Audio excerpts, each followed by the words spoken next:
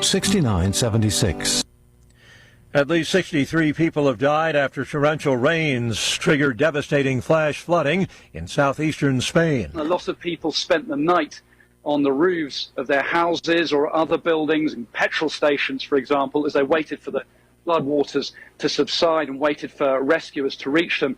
Other people took refuge in their cars and other vehicles, but we have seen some devastating images of cars just being pushed along the streets of towns across Valencia by the floodwater. And there's been tremendous disruption to transport links as well, both air travel and rail links, and also a lot of roads are still closed, particularly across the Valencia region. The BBC's Guy Hedgecoe.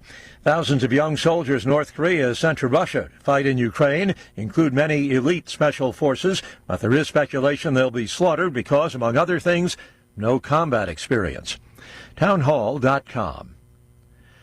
Former President Trump's Truth Social now worth more than Elon Musk's X. Trump Media and Technology Group is now valued at over $10 billion after its shares more than quadrupled since late September. Fidelity Investment Group estimates the value of X's holdings at around $9.4 billion. The stock of Trump Media, or TMTG, tends to move more with Trump's re-election odds than its own profit prospects, and investors see his chances of retaking the presidency as improving. By Tuesday's close, the stock was almost 9% higher at $51.51. That was on top of a 21.6% gain on Monday. I'm Lisa Dwyer. The Supreme Court rejecting an emergency appeal to remove Robert F. Kennedy Jr. from the presidential ballot in 2 battleground states.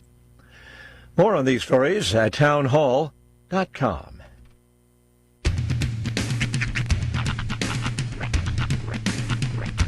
What in the wide, wide world of sports is going on here? I promise you, whatever scum did this, not one man in this force will rest for 1 minute until he's behind bars. Now let's grab a bite to eat. Yeah, come on. I feel the hot wind on my shoulder and the touch of a world that is older. I hit the switch and check the number. I leave it on and then I slumber. I hear the rhythm ringing through it. Flamenco guitar and cumbia music. I hear the talking of the DJ. The tabloid said, what does he say? I'm on a Mexican radio. I'm on a Mexican radio. Broadcasting live from high atop the J.P. White Building in downtown Roswell, New Mexico. It's Mornings with Mike Winters on 106.5 Roswell's Talk FM. Is that what I sound like when I talk? Now, here's your host, Mike Winters. And good morning, one and all. Welcome to Mornings with Mike Winters. I am he. That would be me, Mike Winters. Happy middle of the week, everybody. Ah, yes. It's Wednesday. Yeah, cooler. Although it doesn't feel... It's like a warm morning still a little bit. It feels crisp. No, not quite as crisp, but honestly, I was blown away, pardon the pun, but I was blown away yesterday. Yeah, that wind was blowing. By the fact that just a week ago, we had the most rainfall that Roswell's ever seen. Yeah. How is everything so dry? I know it's blowing, it's mud that became dust. But it just blew my mind that it's like so dusty in this place that just got so much moisture. Well, you look at it, a lot of areas are still caked in that mud. Yep. And yeah, that wind. I mean, even the day before, where it wasn't technically windy, it was a little breezy. Yeah. I know at least downtown here, it was kind of dust-like the day before, too. Maybe not yesterday's level. Yeah. But it certainly was dune looking like out there, you know. I had about 10 feet of visibility driving to the base. Yeah. Like just like in town. Yeah. Well, I can't imagine what it was like out on the highway. And I know I got a couple dust storm alerts on my phone yesterday afternoon. I think I got one early afternoon and then one again later afternoon. Yeah. So I imagine if you're hitting some of those areas, you know, like there's certain areas like one that always crops up every now and then is right at the Eddy County, Chaves County line, like you're heading to Artesia or coming up here from Artesia. Of course, not a lot of people on that road these days. Exactly, but right around where that dairy is on the line there, the county line. I've seen it and gone through it where it's like a highway of dust that just rolls right through. I don't know if the valley and the winds just line up perfectly where it creates this highway of dust that goes right through the highway there. My question is, how did all the dust know to cross right here? Ain't it a dust crossing sign? That was always one of my favorite radio bits of all time. Is some lady called into a morning show about the deer to complain about the deer crossing signs, saying, why can't we just put them about 10 feet or like 2 miles down the street? This is where my kids play. Yeah, she was serious. It's like, lady, we don't designate where the deer cross. I feel like if you get on like YouTube or something, you could dig that old radio bit up. It's up there with the Casey Kasem bit. It's a classic. The Alex Trebek bit. I love imagining a family of deer going, where's that stupid sign? Well, in my head, hold. Right.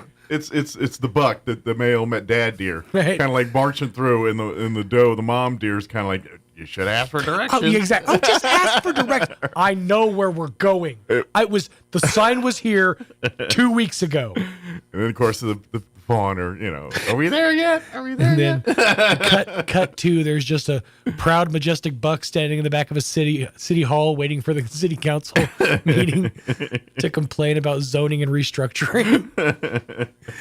My family has no idea where to cross anymore. That's right. But then I get it's Tommy Boy, the scene from Tommy Boy, where David Spade they're kind of lost. And he goes into the gas station, and he's like with his map. This is back when they had maps still. And he's like with his map, and he goes, well, according to this map, he goes, well, your map is wrong. And he goes, what do you mean my map's wrong? And he goes, because that's a map of Georgia. You want one of North Carolina or South Carolina or whatever. I feel like that incident also happened with the deer. So. Therefore, your map is wrong. But wrong map. Happy Wednesday. Yeah. Hope you're all having a good day. I hope you all have the right map. Correct. Well, now,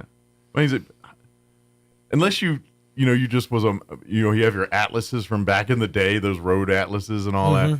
I don't even know if you can buy one like anywhere anymore other than online or something. I remember the last time we had to use an actual map. Yeah. And it was not the last time we went to El Paso, but the time before that. Mm-hmm.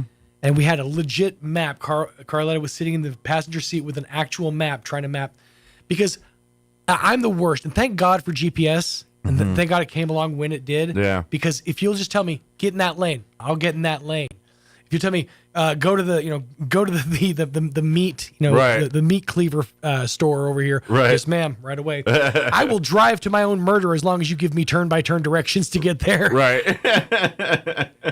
Well, and I remember when I was like 19, 20, right around there. And I remember in the 1920s. When I was right in that age. And I took like my first by myself road trip. Okay. And I drove from Maryland, my home, to Wichita Falls, Texas, to see my buddy Jay, who was just graduated basic and was now in tech school, and he was starting to get in the military, Air Force. And so I took a 2 or 3 day road trip and it was all on my own. And this was pre TomToms and GPSs and all that stuff. You had the road atlas, right? And I remember navigating myself from Maryland to doing it and the whole thing, and it was like a big deal. And I was like, all right, follow the map here, and all right. And then I remember staying on interstates and paying attention to a lot of, all right, these 2 lanes, when you get into cities and when it starts turning into beltways and you have to catch this loop or catch this or stay out of the HOV lanes. I'm like, all right, pay attention to some signs. Okay, left lanes, I got to get on 85 because I memerized it from earlier, and you kind of look at every see, all right, yeah, still got to be on it. And so I remember that. And that's dangerous when you don't have like a navigator, because you do that thing where you have to like take the A and the 7 and then like match them up. Yeah. But you need, a hand on the wheel, so you're driving with a knee trying to figure out coordinates. Yeah. But I just remember because I was so happy, regardless, because I didn't care if I screwed up, because at the end of the day, it was just me. And I, to be honest, that trip was like my first real independent. I'm on my own. I'm a man. I got a car and a map and some money in my pocket and the highway ahead of me. You know, I mean, it was one of those moments in life. The road rise up to meet you. I remember. I think this was. I think this was my first independent road trip. I was already married at this point. This was pre kids.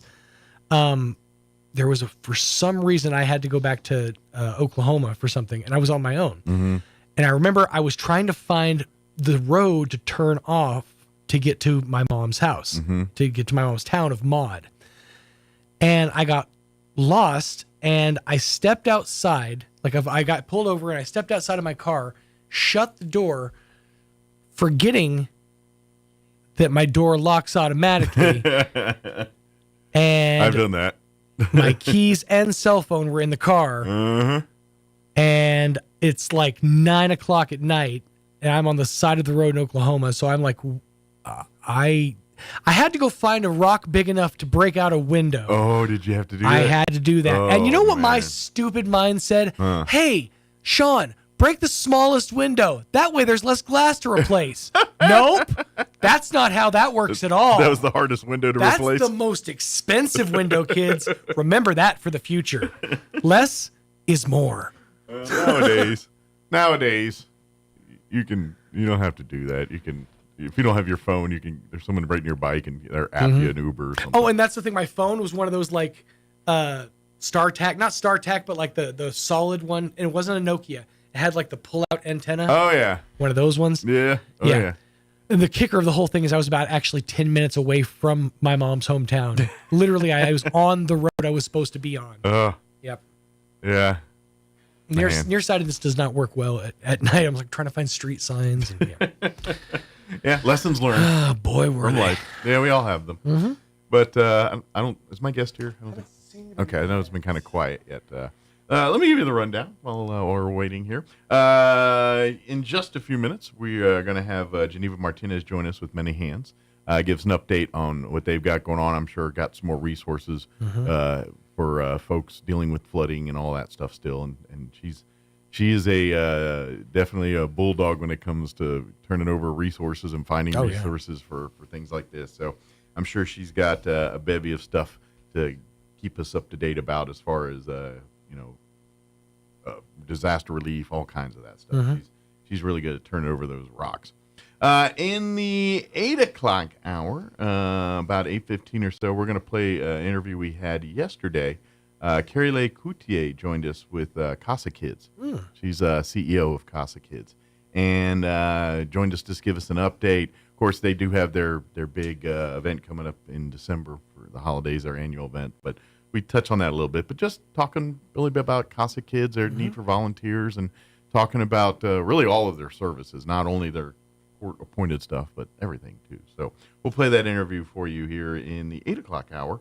And then in the 9 o'clock hour, about 9:15, we're going to have the folks from American Legion Post 61 join us.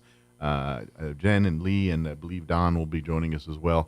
Got a couple updates. Of course, Veterans Day, got a lot of information for that for you. Of course, also Wreaths Across America. We're in that window now where we need you, Wreaths, for Wreaths Across America. It's when you're a parent, and maybe this is everybody, but this has really started happening since I became a dad.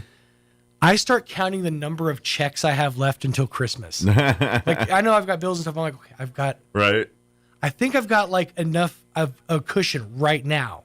That's going to go away when I'm like, oh, crap, I only have 1.5 checks till Christmas.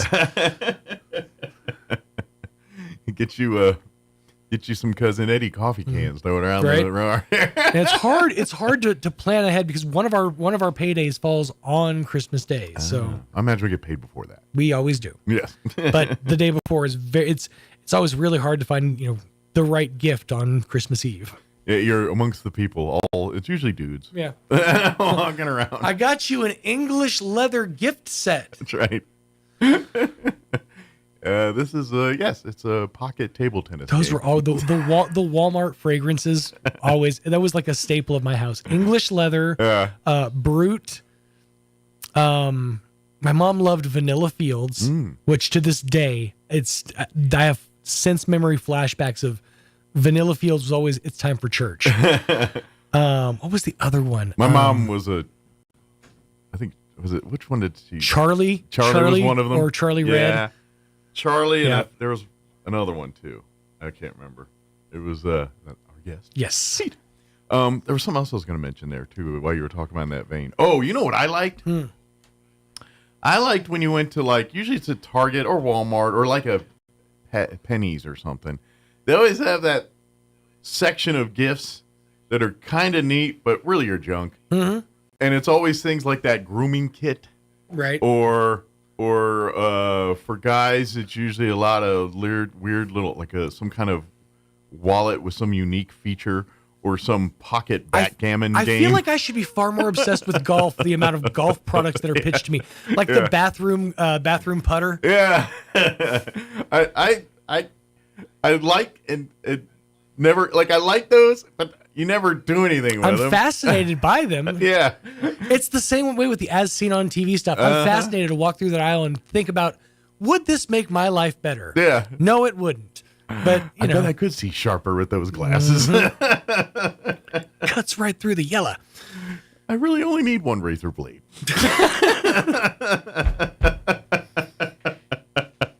Stuff like that. Mm-hmm. All right.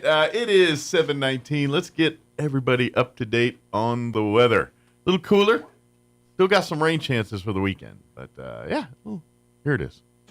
I'm meteorologist Steve Hamilton with your Pecos Valley weather. Pretty gusty again today. We have cold front moving across the area. Temperatures will be cooler, though. We'll be in the mid-70s on the afternoon high, wind gusting at about 35 miles an hour. Overnight, still breezy, clear, and chilly with our low in the mid-30s to low 40s, and then sunny and pretty comfortable on Thursday. The wind will calm down a little bit. Highs near 70. That's your latest forecast. I'm meteorologist Steve Hamilton. Thank you, Steve. Currently 61 degrees here in Roswell. Humidity is at 48%. See, I told you it felt warm out there. It's in the 60s. Sunny today, 72 for a high. So we're really not warming up that much. About another 10 degrees here. Southwest winds at around 15 miles per hour, which is way better than yesterday. Mostly clear tonight with an overnight low of 35 degrees. Northwest winds 5 to 10 miles per hour. For you Thursday, sunny, expect highs near 70 tomorrow, so we might get to 70. Winds will be out of the south at around 5 miles per hour. Tomorrow night, mostly clear. Overnight low of 43, so a little bit warmer than tonight overnight. 35 tonight. That's actually not far from freezing. It's close, but no, not quite. Just a little short. But 43 for an overnight low on Thursday. South winds at around 5 miles per hour. Friday, sunny, high of 75. Expect northeast winds at around 5 to 10 miles per hour. And then Friday night and Saturday, we're looking at what they're saying are decent chances of rain. A 50% chance of rain for Friday night, mostly cloudy. Overnight low of 56. A 40% chance of showers on Saturday, partly cloudy, 75 for a high. Saturday night, we're looking at a 20% chance of showers, partly cloudy, 51 for an overnight low. Sunday, mostly sunny and 74, and then they've tacked on a slight rain chance for Sunday night, 20% chance of rain Sunday night, also 20% chance of rain on Monday with a high of 67. So, but cooler temps, 70s today, but, we'll be dropping down to dipping into the 60s and skirting around that 70 the rest of the week here. All right, it is 7:21. We're going to take a quick 3-minute break, and then Geneva with Many Hands back with us. She'll join us on the other side. Don't go away.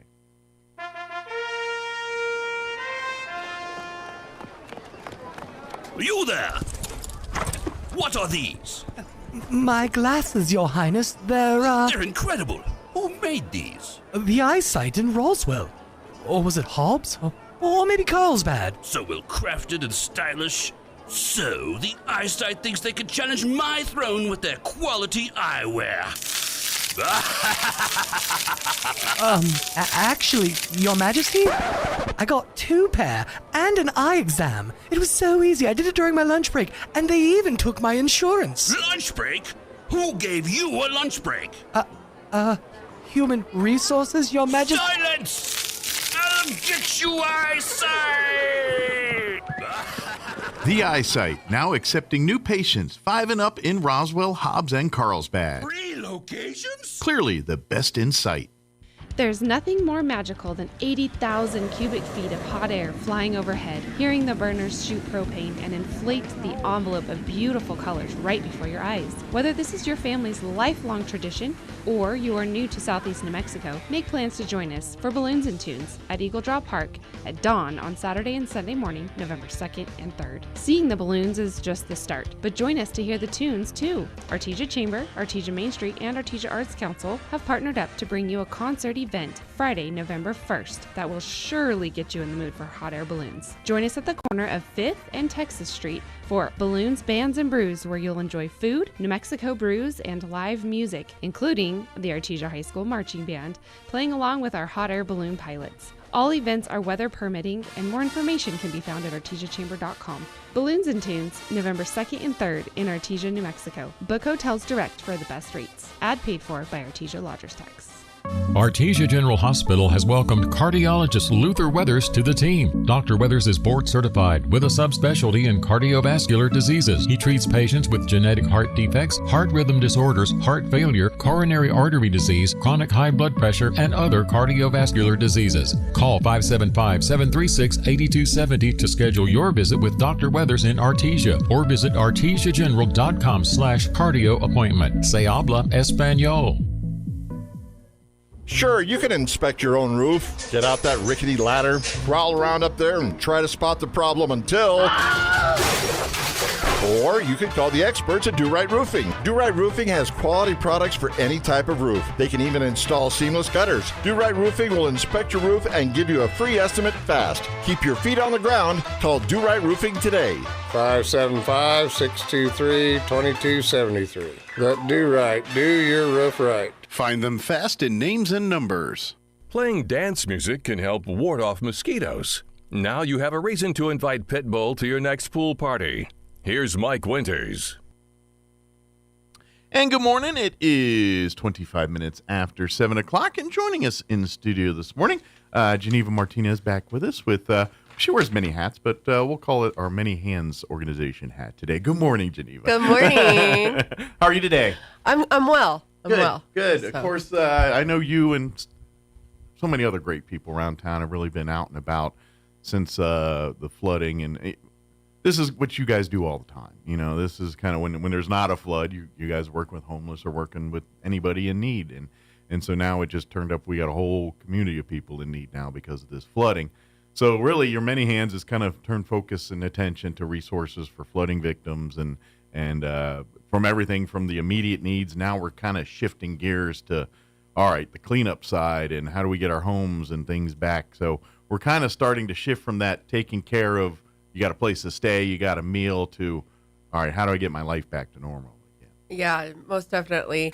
And this is a multi-agency effort. And there was a meeting held at Casa Kids on Monday, and I just saw a real need for organizations not just to come together, because we are coming together, but a town hall to be really set up for the public. Sure, a place where a pipeline for people can get solid, good information on where to go for resources or what's available or what's not available. Absolutely. Yeah. So it's a partnership between Casa Kids with Many Hands, 211, the Health Council, to try to bring together our leaders, not just of our city, but of our county, our state, and federally even. Federal, yes, and also get some of these organizations that are coming in.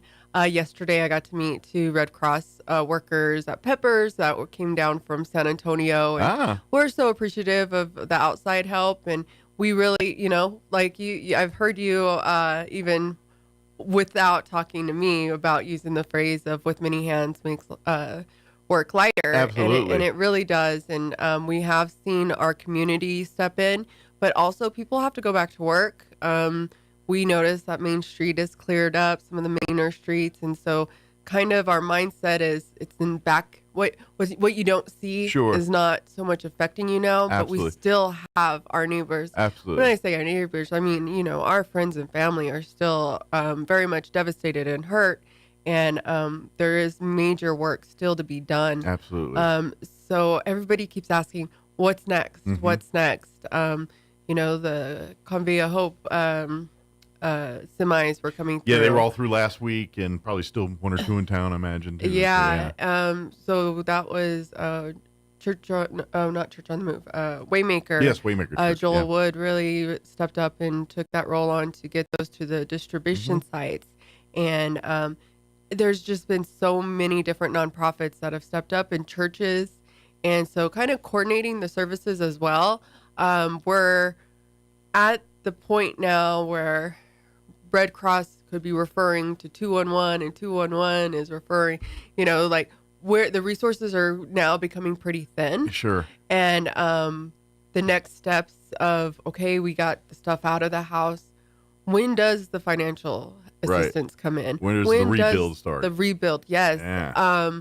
My sister and I, we were trying to buy a washing machine for some family, and 2 weeks out for Home Depot. Oh, wow. And so when you start looking at it, And that was even like the COVID world, they were still doing a little bit of It some of feels that. like and so, it. yeah, it makes it worse. And certainly a lot more expensive. yeah. And so some of the feedback we're getting from the community is, our heat pumps went out. Our hot water heaters went out. What about, everybody's up in arms about their water bill. How is this going to affect? Because they Sure. need water to clean. And I know the city's working on something there. Sure. It's kind of a cocktail of problems all kind of coming together at once here. It is. And this is a time to have, so the panel will exist of our city. We need one of our city leaders, one of our county leaders. I'm hoping it will be both the city and county managers. Okay. Some representative and legislators, Red Cross, Salvation Army, the New Mexico Emergency Management, Department of Health. Mm-hmm. We notice that a lot of times we're at people's doors, they're not wearing the masks. I don't think they realize how quickly mold grows. When you're dealing with that mold abatement and you wear the proper safety gear, please. This is how you always talk about those miners and asbestos and all that. It's because they don't properly protect themselves. And when that mold, and people die from black mold and things like that, please wear the mask. Please wear the respirators. Whatever you're supposed to wear them. And all my research through just our city housing, right? Yeah. So I researched and found that 70% of our homes were built from 1920 to 1980. So yes, we're talking about not just mold, but asbestos and and lead all that, and everything that comes with your neighbor's stuff ending up in your yard. All I'm saying is, if y'all notice, anytime they take one of these buildings and they do an asbestos abatement project on them, you ever notice they almost turn that place into a secure facility? They tent it because there's a lot of nastiness in there. Yeah. You should not be in there just whacking away with a hammer. Absolutely. I get it. I know some dudes and they're like, I'll be fine. And no, you will not be fine. That will catch up with you. Please don't do that. Right. Absolutely. And then also maybe we can have I'm going to reach out to the Attorney General's office or maybe the New Mexico Legal Aid. So people have a chance to hear what really happens in these disaster areas to other smaller communities where you'll see people come in and try to swoop property at really low rates. There is this shady element that preys upon these types of things, and it is such a dark side of humanity, but it is a reality that we got to be on guard for, basically.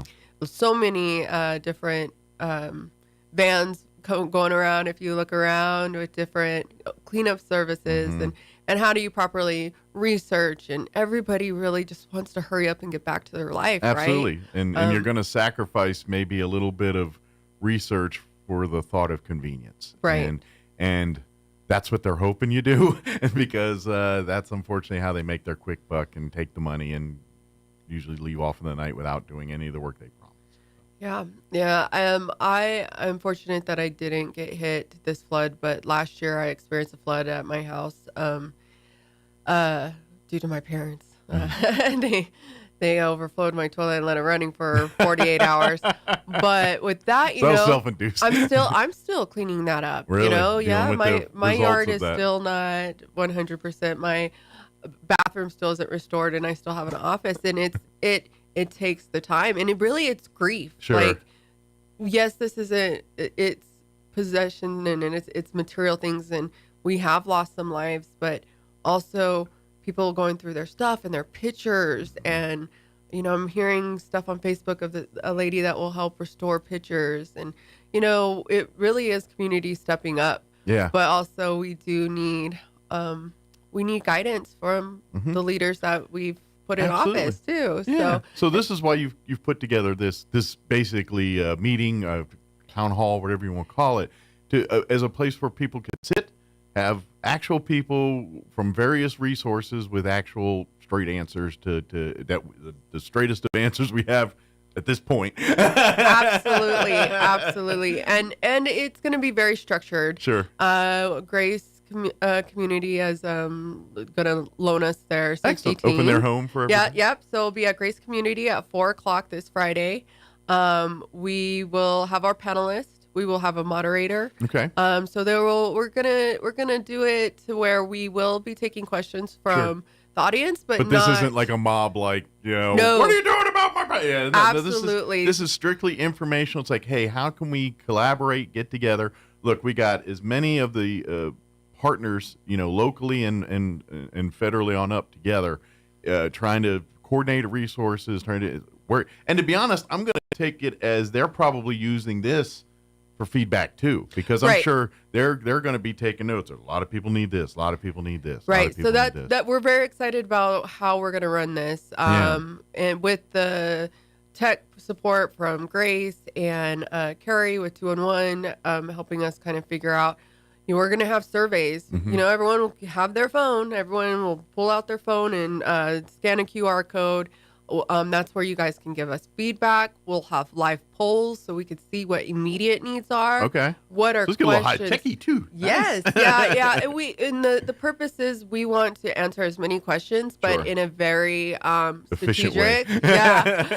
a way that and we won't allow outbursts. Sure. I get it. Emotions are still pretty very high. But right now we need more logic and action and less emotion. Right. If we use our ears in this, we can gain the most knowledge from the people that can give us the straight answers. Absolutely. There are so many different things going around on social media. It's like, do this. No, don't do this. Like, you have to wait. And so here, this is going to be from the mouth of the people that we have put our trust in. Yeah, this isn't, and I get it too. We're in an election cycle politically. There's a lot of people are charged up, so even that kind of stuff's entering people's mind with this type of thing. All I'm asking is, look, put all that aside. This is about hearts, humans, getting people back. It has nothing to do with D's, R's, policies, any of that crap. We're just people here trying to get people resources to help.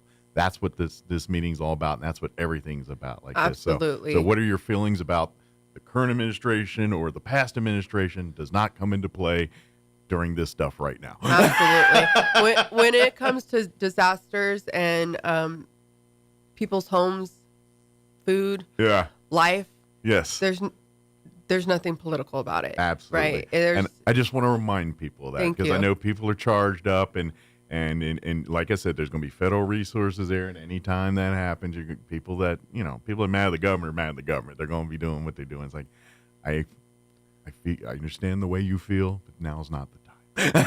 Right. Now is the time. So let's see what we can do.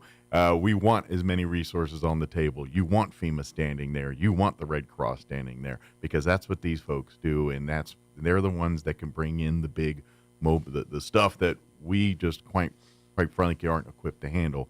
That's what they do. And so we locally have to target and pinpoint them to do the most benefit for it. And I think that's what this meeting is about, for them to get, rather than them come in and just say, you need this, this, and this, let's come in and say, no, we need this, this, and this. How can you help us get that? And that's what this meeting's really about. Yes. So we're inviting the community this is for the people. The panel is to get out the information to the people, and that's who need it right now. This isn't just organizations coming together and saying, how can we assist? We have to do a needs assessment. what is the community Yeah, telling? we're still triaging, really. Exactly. We're still peeling back layers of. We may know what's on Main Street. We may know, unfortunately, the statuses of some of our museums and things right now. But you go to any neighborhood and you're seeing piles and piles of debris on almost every single home in certain neighborhoods and things. We're still peeling back the layers there because let's face it, some of those houses are probably in a lot worse shape than even people realize right now. And that's what we're talking about. The black mold and all that. People are just going to live in this thing. And if they're not doing proper cleanup and abatement, people are going to get sick. People are going to die. So we got to really triage this stuff and make sure that kind of stuff doesn't happen in the future. Right. That's what we're dealing with. This is not just about, hey, I need a place to live. Hey, I don't want to keep living in my house that's now damaged, that's now not only, decrepit, but is now a health and safety risk for me. Right. That's what we got to stop, because without those resources and people don't have money, they're just going to continue to, live where they can and do what they can, and it's gonna affect them. Yes. And so this is what we're trying to avoid, to keep that from happening, because without these resources, unfortunately, that's the end product if we don't do that, because some folks they're going to try to do what they can, but they don't have the money or the resources to take care of how it really needs to be done. And so that's and to be honest, that deteriorates the neighborhood. All the things we talk about, that's how you start it, is by leaving the blind eye to these things. Right. That's why we've got to get everybody back on page and back to at a level that maybe even better than they were before the storm started here. Right, yeah. And, with Many Hands, our main focus is affordable housing and increasing housing in Roswell.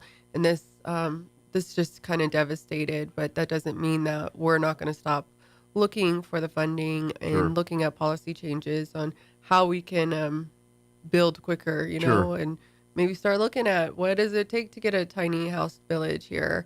Certainly got the space somewhere around here. We got the space. Yeah, we could definitely put it out here. Yeah, but again, this isn't for 3 years down the line. This is right now. What is the immediate needs, and what are the next steps to get us through this first 12 months, this first 6 months? Like we have people displaced. Yeah, and to be honest, I'm thinking, and this is where I don't know how we get there, but I'm going to imagine there's whole neighborhoods right now of people that really shouldn't be living in them houses. Right. And we need to, maybe that's the solution. We build these small town, the mini houses, whatever, just for now. It's like, hey, you stay here for 3 months, 6 months, whatever it is, while we get your neighborhood fixed back up. And then when it's back, then we move everybody back. Maybe there's a tent city. I don't know. It's nicer than tent city, trailer, something. But you know what I mean? Something where it's a temporary housing place where maybe these neighborhoods at some point down the road are going to have to live into for a couple weeks, a month or two, till their homes, because you can't live in a construction site, especially if some of the amount of work that's going to be done on these houses, they can't live in them while they're doing them. So maybe that's the direction we go. I don't know, but this is what we got to talk about. This is what we got to figure out. So. Even it being, a week or so, I am still hearing of people sleeping on wet mattresses. And it's heartbreaking, and it's not safe. No. So this is the reason of the town hall, is to bring everybody together, get accurate information out. Social media has been great for resources and like who's serving who and who's going where, but also to be able to also during our poll session, we'll be able to, if other nonprofits are available or present, that they can put in their information so we can add it to the 211 list. And to be honest, I would encourage, everybody, obviously, but every organization to have representatives too. Because really, this is also, maybe we've got several organizations doing the same thing, and we don't need all doing the same thing. Maybe we can, to triage a little bit and coordinate to say, hey, if you focus on this need, we'll focus on this, and together we'll get it both knocked out. That's the kind of logistics we're also going to be figuring out at this meeting. Right. Too. So please, if you're part of a church or part of a nonprofit that's heavily involved or would like to get involved in the recovery efforts, please send representation to Grace here on Friday. Yes. To be a part of this. Yes. So Grace Community Church. Yeah. Friday at 4 p.m. 4 to 6. I don't know if it'll go that long, but Or it may go longer depending on, we wanted to make sure it would get done before Church is on Sunday. They'll kick you out eventually. We want to make sure we were done before the Roswell High Goddard game. That is true. There is a big game on Friday. And otherwise, you're going to have a lot of phones going off with noises and touchdown. You're going to hear half the crowd yell this way and half this way. Yeah, it's going to be. And keep out for the flyer. It should be coming out today through the Travis County Health Council. Okay. It'll probably be shared all over. And there will be a Zoom link as well. We are trying to get a lot of our Hispanic neighborhoods were hit as well. Gotcha. Midway, Dexter. We need to have some Spanish representation. So we're trying to look at how Zoom and that's something too. An interpreter.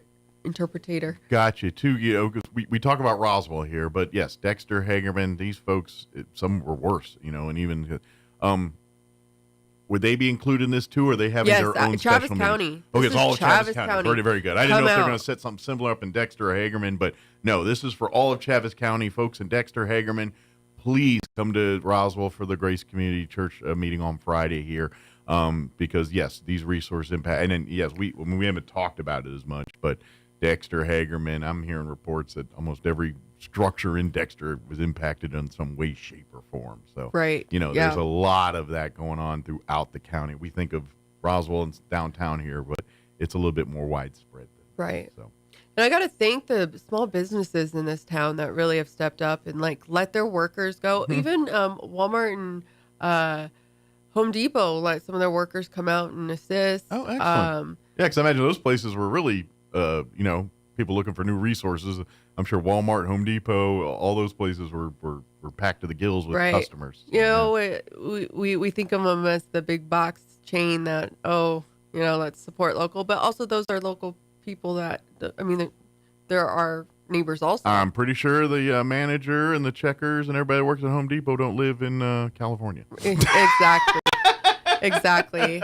So they came out and helped, Walmart came out and helped us with those container boxes. And we still have some of those left over.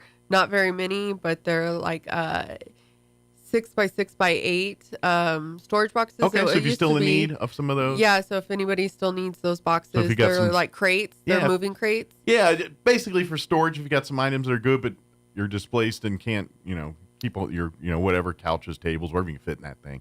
Right.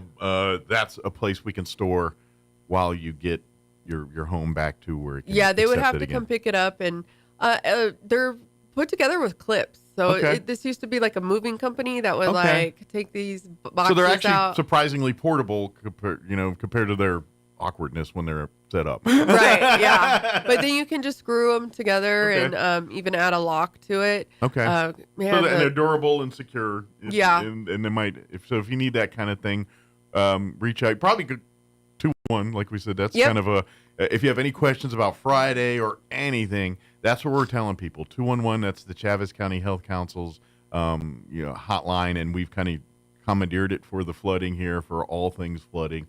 And if you have questions, resources, and that's the coordinated effort. The health councils with that hotline's kind of the center for for information, resources, and like you said, many hands and Red Cross. Everybody else is kind of working through that number too. Right. So that's our official. If you're really confused or just absolutely flummoxed on where to turn about anything flood related, when in doubt, call 211.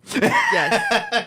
Another resource just to throw out there that I came across that I think more public should know about, especially if you don't have health insurance. We're coming up in this flu and cold season. This is the season again. Yeah. It's, COVID and all the other talks. Yeah. But some of the pharmacies around town, Farmers North, I know, you can get a strep test or a influenza or a COVID test for $35 there, and then they can treat you as well. Okay, excellent. So if you're positive for strep throat, they can give you the antibiotics. So he's like, yep, you tested positive. Here's the meds. Go rest. Yeah. And I think a total of it is $55 to get treated. That's actually very affordable. Yeah. Right. Especially if you don't have insurance.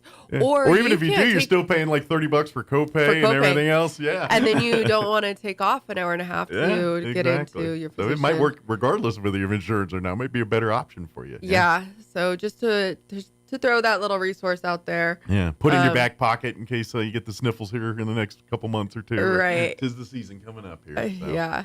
Especially if you can get on top of it. If you feel it coming on. And people know their bodies. They know when something's changing. Absolutely. So. Yeah. And obviously, as you get older, these things impact you a little bit more than, younger, you don't think about these things. But then you start seeing gray hairs and things, and then, the colds don't. Yeah. Or no hairs. I feel called out.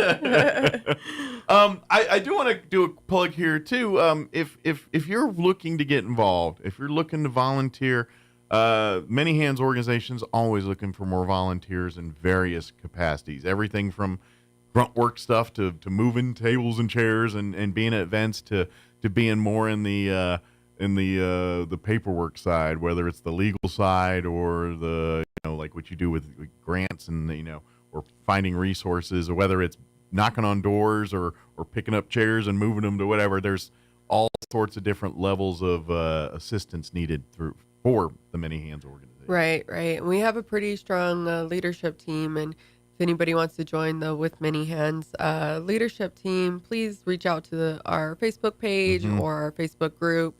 I think we're just at 500 in our group, which is pretty exciting. Awesome. Yeah, because it's all grassroots. Absolutely. Yeah, this is literally your brainchild and a few other folks that just kind of, it's this thing again. I say this all the time. We have this group of people, I don't put the number on it, 100, 200, whatever it is. It's just, and they're everywhere. And you're one of them, and there's a lot of the group that are, part of the Many Hands organization are the same. That you'll see them in other circles and other places, and they're involved in there's these people in our community, and we need more of those folks. We need more hands to make less work on this one. Literally, it's because at some point, yourself, your other, you guys will work yourself to death. I know it.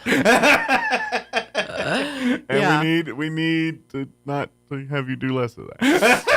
My husband said more people to do that. My husband said, "When are you going to separate work and home?" And I said, "Well, I don't know. Is there a I couldn't difference? answer it. I said, give me to Christmas. I have a week off." So, well, tell your family thank you for their sacrifice. yeah, I love without the support of my husband, I couldn't do all this work. Yeah. So, and that's what I'm saying is we need more people to get involved. We need to inspire younger folks to get into these positions and to get. So that's why, and I'll say this again: if it's not Many Hands, find something. Pick your passion, whatever it is, and get involved with it. Whether it's literacy, whether it's homeless, whether it's youth activity, whatever that your passion is, set aside time in your life to get more involved with that and because that's how we make this community better. Everything will be better when we all pick one thing. You don't have to be dumb like us and pick 7. Pick one. yeah, how many boards are you on now? Right. I don't know. But yeah,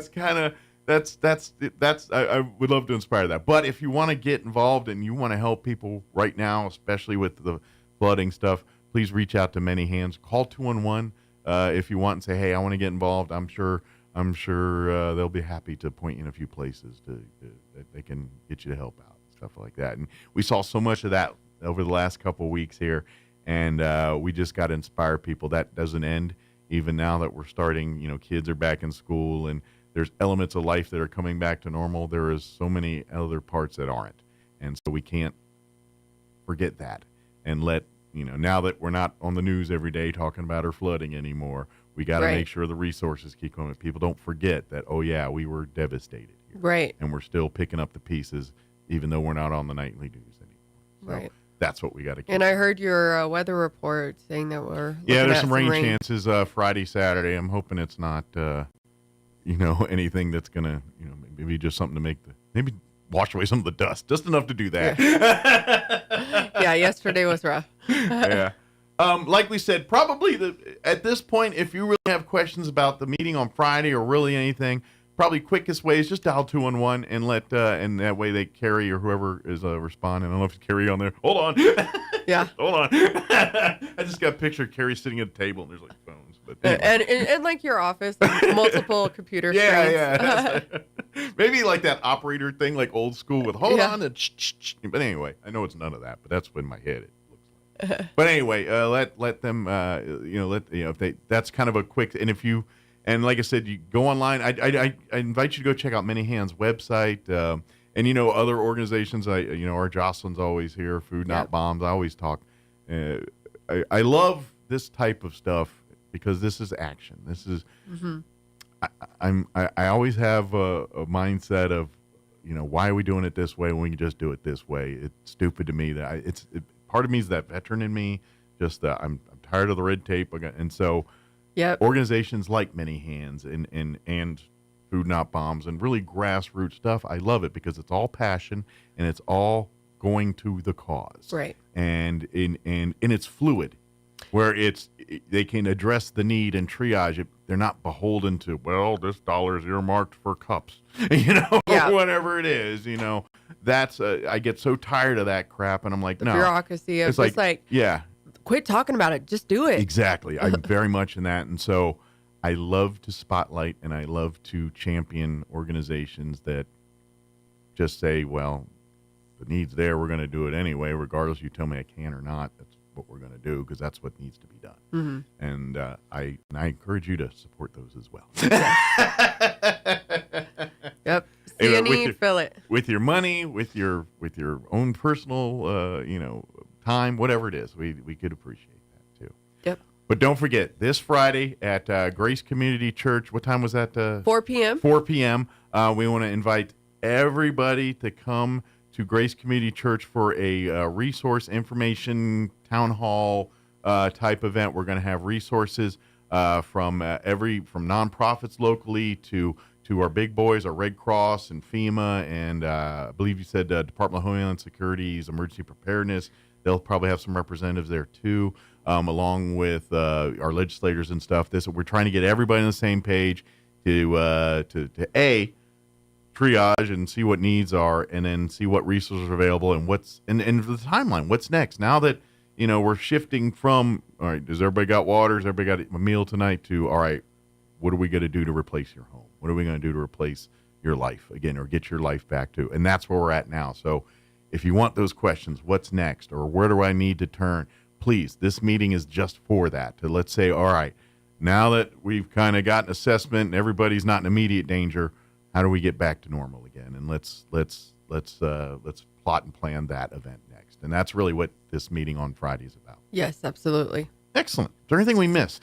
If you're a nonprofit that is out there and you're not part of the 211 resource list, please just pick up the phone, call it. If you want your numbers to be counted for and what you are available to help with, sure, we would love to have you on that resource list before Friday. Yeah. So that when we are handing out the resources list, you are present on there. We don't want to overwhelm nonprofits, but also, again, with many hands, sure, many organizations, it does make the work lighter and more efficient. Because like you said, we're doing a lot of things efficiently with smartphones and things. Probably a good idea to bring those with you on Friday. Right. But if you do have family members that are, we'll call them technically challenged. I'm a little bit like that myself. Bring your smart kid with them. Whoever it is, grandkid or daughter or son or whoever it is, and maybe help them or maybe do it for them while they're there to, the QR codes and the things. Yes. That, I know if you don't do that stuff often, it's kind of confusing. So bring your kid or whomever that is the regular TikToker and, user of social medias to navigate them through that kind of Yeah, you actually probably pointed out something that I'll probably bring up at this meeting, that maybe we could hand out some 3x5 cards, and if they don't want to submit it digitally, they can at least submit it written down. We're not going to get to everybody's question, sure, but there will be a moderator that will be going through the questions find the most appropriate questions that we keep hearing, like what about this? And so even if your question wasn't asked, we will still be going through every single question post Friday to try to address everybody's concern. Absolutely. So get the ones we didn't get to in the public, we're going to get to in private and answer personally if we need to. Yep. Perfect. So please get your so whether it's through the phone or if you do through the postcard or whatever, as you get there Friday, they'll have more instructions and information for you on that. But please come out, Grace Community Church at 4 p.m. this Friday. Come for an informational town hall meeting on resources and all things flooding and what's on next and where do we go next. This is what this meeting is about. Please come. If you need resources, if you need information, if you have resources and information to offer, please be a part of this. Yes, absolutely. Thank you. Thank you, Geneva, and thank you and everyone for over there for what you guys do. And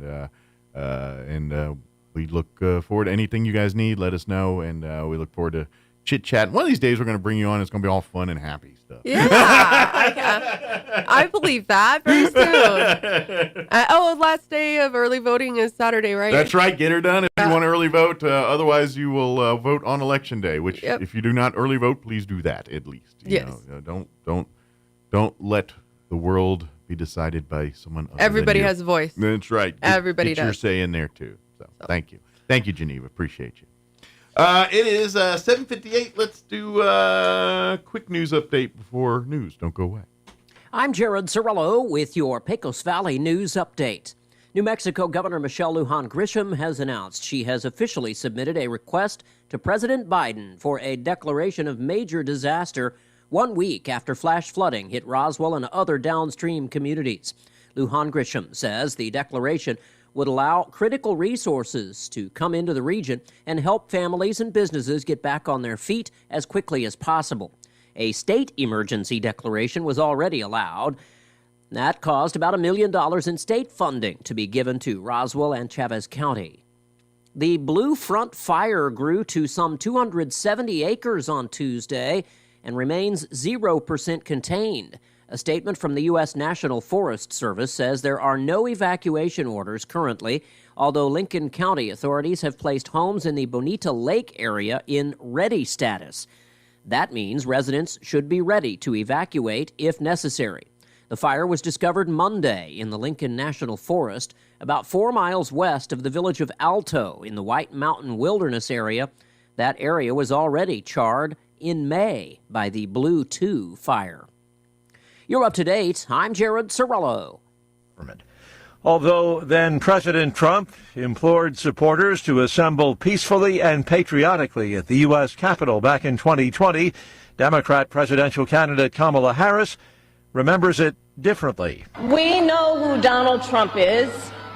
He is the person who stood at this very spot nearly 4 years ago and sent an armed mob to the United States Capitol to overturn the will of the people in a free and fair election. Struggling in the polls, Harris delivering her campaign's closing argument last night, not in a swing state or in the heartland, but rather in the shadow of the White House.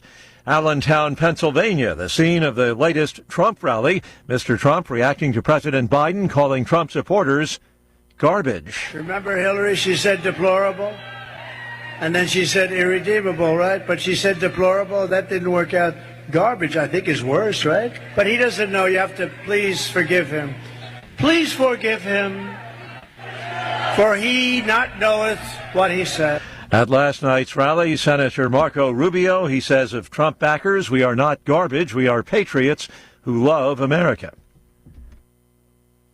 The Yankees managing to stay alive in their quest for the 2024 World Series title. The Bronx Bombers beat the LA Dodgers 11-4 in last night's Game 4. Game 5 takes place tonight in New York. On Wall Street, the Dow is up 126 points, the NASDAQ 16 points higher. More on these stories at townhall.com.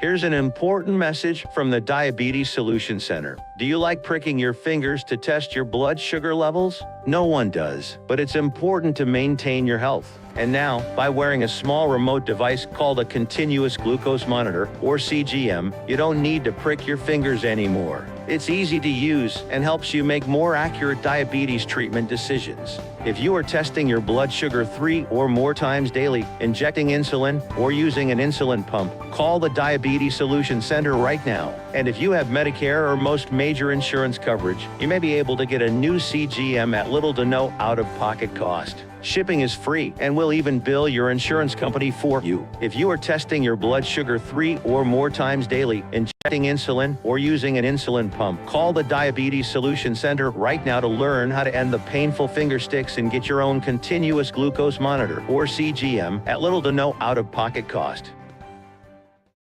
Israelis see much at stake in the U.S. elections, as the Media Line's Felice Friedson explains.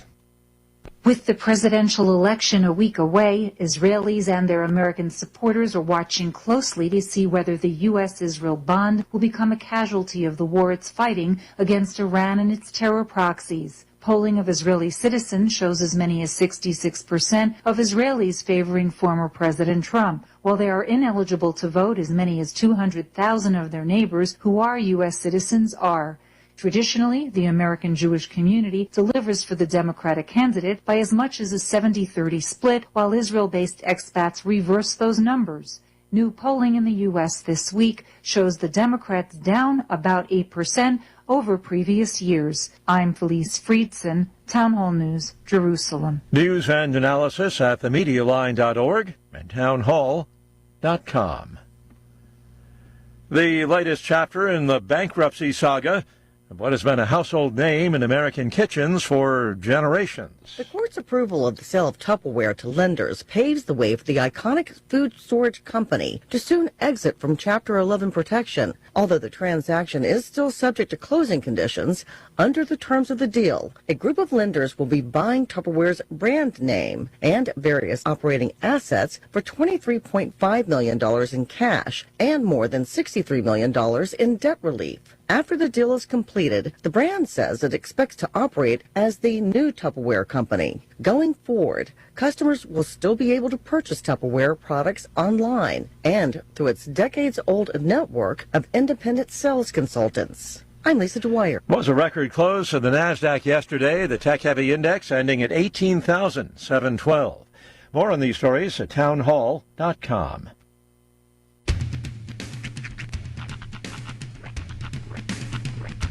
What in the wide, wide world of sports is going on here?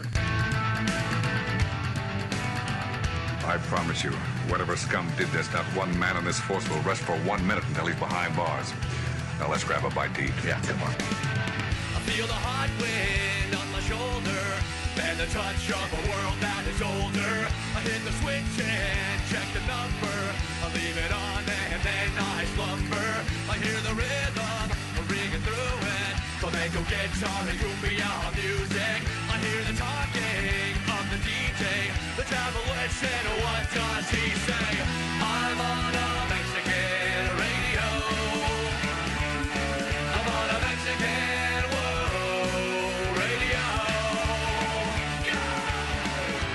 Broadcasting live from high atop the J.P. White Building in downtown Roswell, New Mexico. It's Mornings with Mike Winters on 106.5 Roswell's Talk FM. Is that what I sound like when I talk? Now, here's your host, Mike Winters. And good morning. It is 6 minutes after 8 o'clock. Welcome to hour number 2 of Mornings with Mike Winters, right here on 106.5 Roswell's Talk FM. Happy Wednesday. Yes. It is cooler, although warmer this morning. Like it was 61 this morning. Yeah, That's no, why it was felt warmer out there. It wasn't. There was really no coldness out. Yeah. But for example, tonight your overnight low will be way different. Yeah, it's going down. It's very close. It's going down. 3 degrees from freezing. 36? 35. 35. I'm bad at math. Yeah. Yep. 35 degrees. Ooh. But then we're going to be 43 the next night. So it warms back up. But tonight, 35 for an overnight. So bundle up. Yeah, you're going to be like, man, it feels frosty, but not quite. Not quite there. Just tickling the frost. Mm-hmm. Ooh. Good band name. Tickling the Frosty. Tickling the Frosty. I feel like that's like if Wendy's ever decides to do like a band, that's what they should call themselves, Tickling the Frosty. Although that sounds like a jazz band. Yeah, it's one guy on yeah. piano. And now, or some kind of weird avant-garde band. We're tickling the Frosty. Tickle the Frosty. And then they're like show up at Eurovision. Yeah, I feel like yes. Perhaps one of the instruments may or may not be a frying pan. Dude, it's so funny, and this is kind of a callback to people who were at our Halloween party over the weekend. Yeah. You can, if you have just the right amount of percussion instruments of different types, a tambourine, one of those little eggs with beans inside of it, a stool that if you thump it, it sounds just right. Side of your head. You can get a jam band going for a good solid hour and a half. That's right. I mean, and feeling the music. Like jug band style. I was looking around for a jug. I was like, that would have been fun. Steady started beatbox. Yeah. Well, it's because you threw down the cardboard. What was I supposed to do when you were dropping 6 spinneroonies? Oh, I'm not gonna lie. That you just said something that triggered a thing. It has nothing to do with what we're talking about. Okay. But there is I don't know if you've seen these State Farm commercials with Patrick Mahomes and the coach and all that. Yeah, I've seen a couple of them. Yeah. The latest one, it's got Jake, it's got Patrick, and it's got the coach, and they're talking on the chalkboard talking plays, and he talks about the old. The coach says something about Fumblerooski, and he goes, "Yeah, the Fumblerooski," and he's like, "Fumblerooski," and then Jake from State Farm was like, "Well, you could do this or this, and then you'd spell Bundlerooski," and then all of a sudden, Coach starts going, "Bundlerooski, Bundlerooski, Bundlerooski." It's just to see him do it. It's funny. It's weird, but it's funny. It's a very cringe commercial, but it makes me laugh every time I watch it. Fumblerooski. Gosh, that's fantastic. He says, "Say it. It's fun." Fumblerooski. Is this what we've devolved to? Because I want you to think about this. The last 2 commercials that we've raved, that you particularly have raved over, have been football players and plays on words. It's been Peyton Manning. Yeah. I watch a lot of football right now. Bundlerooski. Yeah, I watch a lot of football right now, and that's you're working squarely into their hands, though. You're like, "Ooh, yes, they'll repeat our catchphrases." You know what this is? Dilly dilly, all over again. Yeah. Everybody walking around, dilly dilly. Well, Peyton Manning's way weirder than dilly dilly. Peyton Manning is pretty fun, I gotta say. just the way he just silently keeps going, and he goes, Peyton. Oh, by the way, I gotta say, shout out to a personal friend of the show, Greg. Yes, on the Greg recovery. Yes. I got a personal message, and then he posted on Facebook. Yeah, I got one too. Pretty much the same thing that he sent me. And yeah, just a horrific ordeal. And keep his prayers going. Absolutely. He's in recovery mode and still in a lot of pain and dealing with stuff, and so he's not out of the woods not yet. Quite, but he is with us, and he is amongst us. And he said he was going to try to paint. Yeah. They said rest. He went no. Yeah. So I'm painting Birch. Well, painting Greg. Painting Greg. Painting your dreams for a little bit. Get some rest. Get some rest. But put on. I know he hates Bob Ross, but put on the Bob Ross. Let him talk to you. Yeah. And he'll be snoozing in a bit. There you go. And when he starts talking his way, next thing you know, you're out. It's delightful. I like those. It's funny too because how we've sort of devolved as adults. Yeah. Where now there's an app that'll read me stories while I drift off to sleep. Right.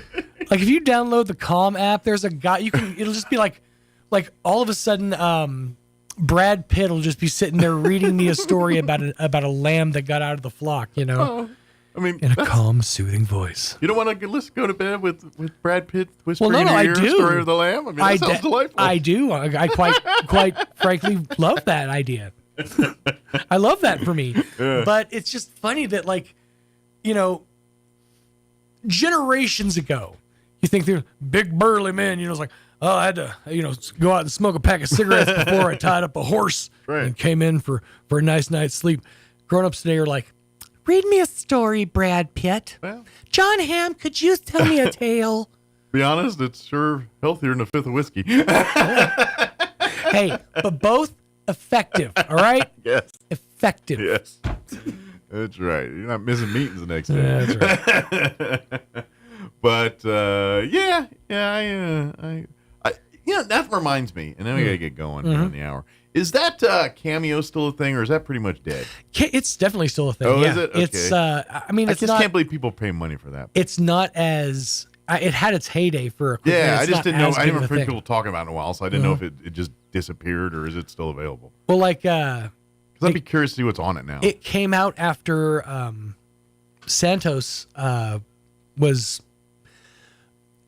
politely asked to leave the Senate, that he had a cameo where for a certain amount of money he would send you a cameo as his drag queen. Oh, wow. Alter ego. See, now that's what I expected cameo to be. To be honest. Right. Added value, you know?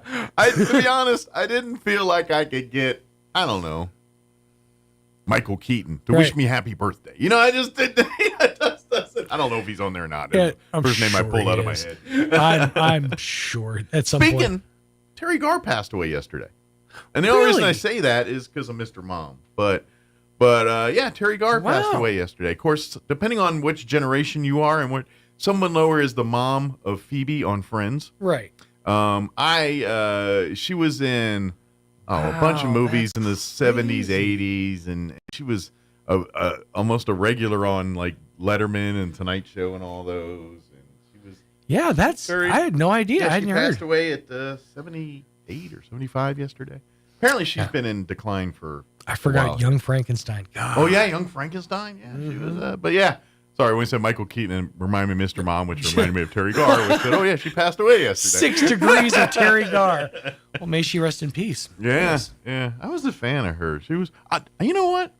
Now that I think about it, when I was a young lad watching Mr. Mom, I found Terry Garr quite the fetching. It made you feel feelings? I was like, she's pretty. She's pretty. Yeah, I get that. Yeah. I used to feel exactly the same way. I think the first time I ever was, now I'm not going there, but like the first time I was like, ooh, she really is pretty, was Aunt B. Yep. She just did it for me. She just everything. No, Lori Loughlin from Full House. Oh, okay. Yeah, that's Aunt Rebecca. Aunt Becky. Jeez, let me finish. Aunt B. Well, there's just watching her make pie with Opie. The high-pitched voice. It was delightful.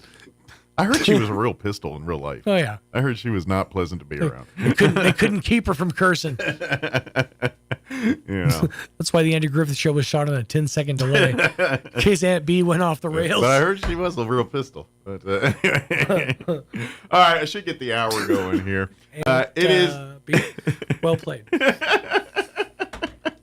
Here's your weather. I'm meteorologist Steve Hamilton with your Pecos Valley weather. Pretty gusty again today. We have cold front moving across the area. Temperatures will be cooler, though. We'll be in the mid-70s on the afternoon high, wind gusting at about 35 miles an hour. Overnight, still breezy, clear, and chilly with our low in the mid-30s to low 40s, and then sunny and pretty comfortable on Thursday. The wind will calm down a little bit. Highs near 70. That's your latest forecast. I'm meteorologist Steve Hamilton. Thank you, Steve. Currently 63 degrees here in Roswell. Humidity is at 43% with winds out of the south at 3 miles per hour. Sunny and 72 today. Winds will be out of the west at around 15 miles per hour. Much more pleasant than yesterday. A little breezy still. Mostly clear tonight. Overnight low of 35 degrees. Northwest winds 5 to 10 miles per hour. Yeah, 35 tonight. Going to be chilly.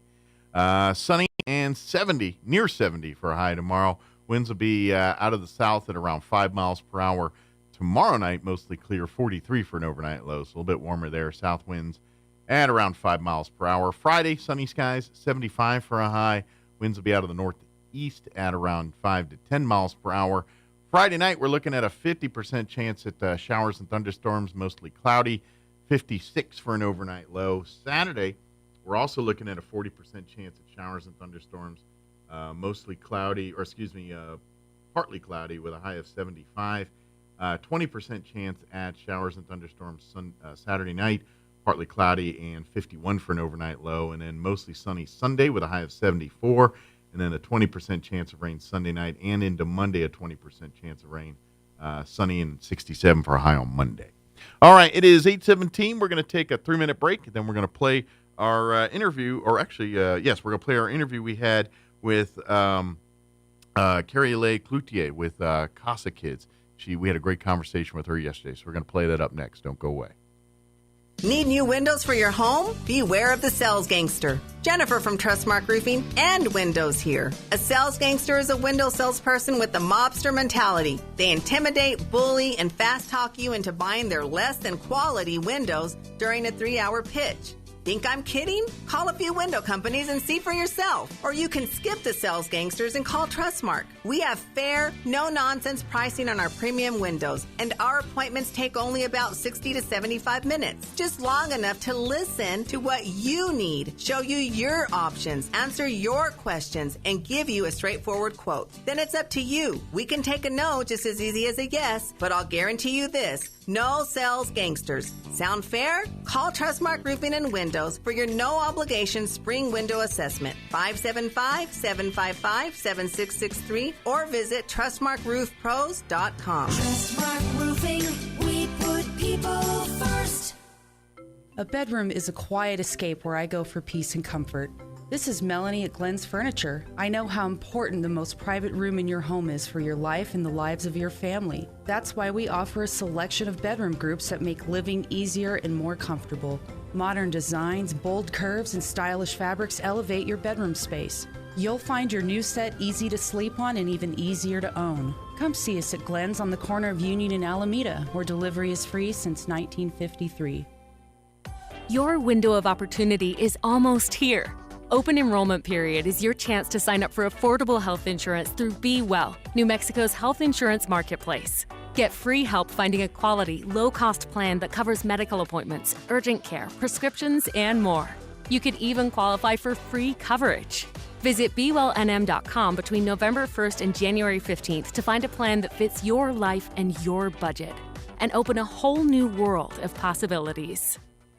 There's nothing more magical than 80,000 cubic feet of hot air flying overhead, hearing the burners shoot propane and inflate the envelope of beautiful colors right before your eyes. Whether this is your family's lifelong tradition or you are new to Southeast New Mexico, make plans to join us for Balloons and Tunes at Eagle Drop Park at dawn on Saturday and Sunday morning, November 2nd and 3rd. Seeing the balloons is just the start, but join us to hear the tunes too. Artesia Chamber, Artesia Main Street, and Artesia Arts Council have partnered up to bring you a concert event Friday, November 1st that will surely get you in the mood for hot air balloons. Join us at the corner of 5th and Texas Street for Balloons, Bands, and Brews, where you'll enjoy food, New Mexico brews, and live music, including the Artesia High School Marching Band, playing along with our hot air balloon pilots. All events are weather permitting, and more information can be found at artesiachamber.com.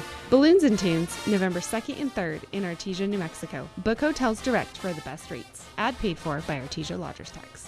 You are 13.8% more likely to die on your birthday. Think about that the next time you want to celebrate your birthday month. Here's Mike Winters. And good morning. It is 23 minutes after 9 o'clock, and joining us in studio this morning, I guess, is CEO the official title? Yes, sir. There we go. I was going to say, but Carrie-Lay Cloutier is joining us, CEO here for Casa Kids, which I just learned a few minutes ago is now the new official name for Casa. Correct. Most of us probably know us as Casa because, you know, it's been around a long time and been serving the community for, I don't know, as long as I can remember. And so, but it is now because really you guys cover so much more than what probably most people realize. So we kind of throw the kids in to say this is kind of all things kids what we do. Right, and even more now, and especially with the floods. But we have more than 30 programs serving children and youth, young adults, flood victims, human trafficking victims of all kinds. And so we realized we needed to change our name just a little bit to show that we're more than our foundation program, which we are still incredibly proud of, our volunteers. Yeah, and that, of course, is very much a part of CASA still. Foundational for us, the passion. That work will continue, Right. and because it is really the best advocate for these kids when it comes to the courts and dealing with those kinds of issues. And things, since COVID, things are worse than ever, and the system is more broken than ever. And we are so proud of our advocates who every day are creating miracles for kids. I mean, literally miracles for Look, kids. If you're looking for a place to volunteer, I'm not going to say it's an easy one. This one's tough. It's the hardest I know. It's going to run you through the emotional roller coaster on this, but the work you're doing to help these families, like I said, it's more than the kids. Help these families. You're doing a huge service for people here, and if you're looking to make a difference, look into maybe being a CASA volunteer. Now they train you fully. This is because you're dealing with some heavy stuff, but you are the voice for these kids in the courtroom when the judges and need to get the information to make the best decisions possible for this child and this family. Your information, what you're seeing, what you're doing, is vital to help make the right choice for this family. You are absolutely correct. Yeah. Sorry, I know I've talked about this a time. Yeah, no, you go. You're doing good. Keep going. And I'm a windbag, so. It's just so exciting to wake up on a Monday morning and go to work, even almost 40 years of this, and still get energized by the fact that I am going to be around these inspirational people who go so many miles in so many emotional ways, but literally save children's lives. Absolutely. I mean, I think of a child kept in a cage. Yep. And actually, I can think of several, believe it or not, different children who have been kept captive, and the volunteers fight and fight and fight to make sure they're not returned to that situation, that they are loved and cherished and thriving. Yeah, it's hard to imagine what these folks see sometimes because, let's face it, most of us wouldn't, you know what I mean? It's just that, to do that or to have that, it's hard to wrap your head around. And believe it or not, this is some of the stuff they're seeing. And so you're literally getting children out of some of the darkest situations. So much really doesn't make the media, but I assure this community, anything you see on a crazy TV show out there is happening here. Yeah. It's real. It's very real. That's, you laugh, or I'm laughing, but you're absolutely true. I mean, you watch these Law and Orders and these shows, and you're just like, this is insane. Yeah, these writers are pulling these out of headlines of newspapers in towns like Roswell, New Mexico. No, it's real. It's real. It absolutely is. So, but here's the other part we want to say. That is one sliver of what CASA Kids does. There's so much more that you can get involved to that maybe you don't have that kind of fortitude to deal with that stuff. I get that. But there is so much other ways to serve through CASA that benefits the kids. That's the more fun stuff. Doing fun things with kids and the good parts of life and showing them being mentors in different ways, shape, or form. Really, that's what the rest of it's about. Right. We have so many youth programs, and these kids, they're my favorite. Can I say that out loud? They just are so hungry for a kind word. I remember doing an art project with one of them, and this will stick with me forever, where they said, I was like, oh my gosh, good job. This kid, 16-year-old boy, looked up at me, mouth open, and said, nobody's ever told me that before. I imagine that blows you away when you hear that. I will never forget that moment because it shows you how empty his life was. These kids are so hungry for affirmation and acceptance and somebody who looks past the shell of who they are and into really their precious beings. But it also, on the flip side of the coin, I think it's also a great lesson to you to say, the kind word, even if you think it's something trivial, isn't. You know what I mean? Oh my gosh. A simple thank you can go a long way sometimes. You don't realize the impact it might have sometimes. These kids are treasures. Yeah. Just yesterday, of course we have our courthouse dogs. And right now we have 8 active dogs working in the CASA dogs. They're the celebrities of CASA. They are.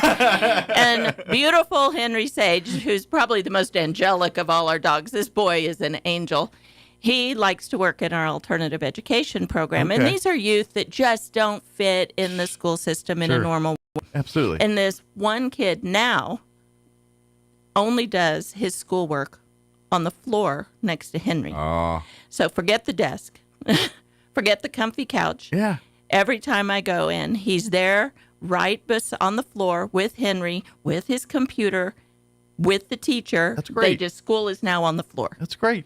To be with Henry, and the smile on this kid's face. And this is a smart kid. That's great. Oh my gosh, he's smart. And then what message is rubbing off there is because he's associating the schoolwork with that positive experience as he ages and progresses and moves on to whatever facets of life he chooses in, he's going to associate that work with the good thing and associate, hey, And this doing kid this. could go far. I You know mean, what I he mean? is Yeah. smart. So I got a feeling he's going to have a fun. dog his whole life with him. Oh, yeah. You know what I mean? No matter what path his life takes him. I wish I there's could a dog show you at a his side. picture. I'm just going to take This a hunch. is so sweet.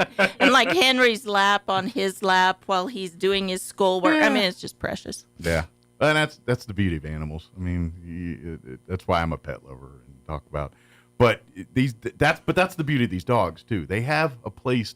They can make an impact in rooms or crack away armor that just nothing else can. Sometimes. Absolutely. And that's why these dogs are so valuable. Yeah, we joke about the rock stars, but it's really because they can do work that nothing else can. I that knew nobody when we else can do. started the program, gosh, it's probably 16 years ago now, that it was going to be a good idea. Mm-hmm. But I didn't know how good. Yeah. And it blows us away every day. Sure. It is now, we consider it a completely necessary Sure. part of what we do because the trauma reduction is so profound. Absolutely. And just to kind of, as a compliment, I would even say, now, and I'm sure you guys are familiar with the district attorney's office. They've got their DA dog Oh, we love their program. dogs. We're all pals. And they kind of work hand in hand here. But really, I think you look at things like what CASA's been doing, and I think programs like the DA say, hey, we're seeing the success they're having. Maybe we can use Oh, this yeah, they jumped for right helping on. with victims and things of their crimes and stuff like that. So it really, to be honest, I think you need to write to every single legislator you know and say we need to be throwing as much money into these kinds of programs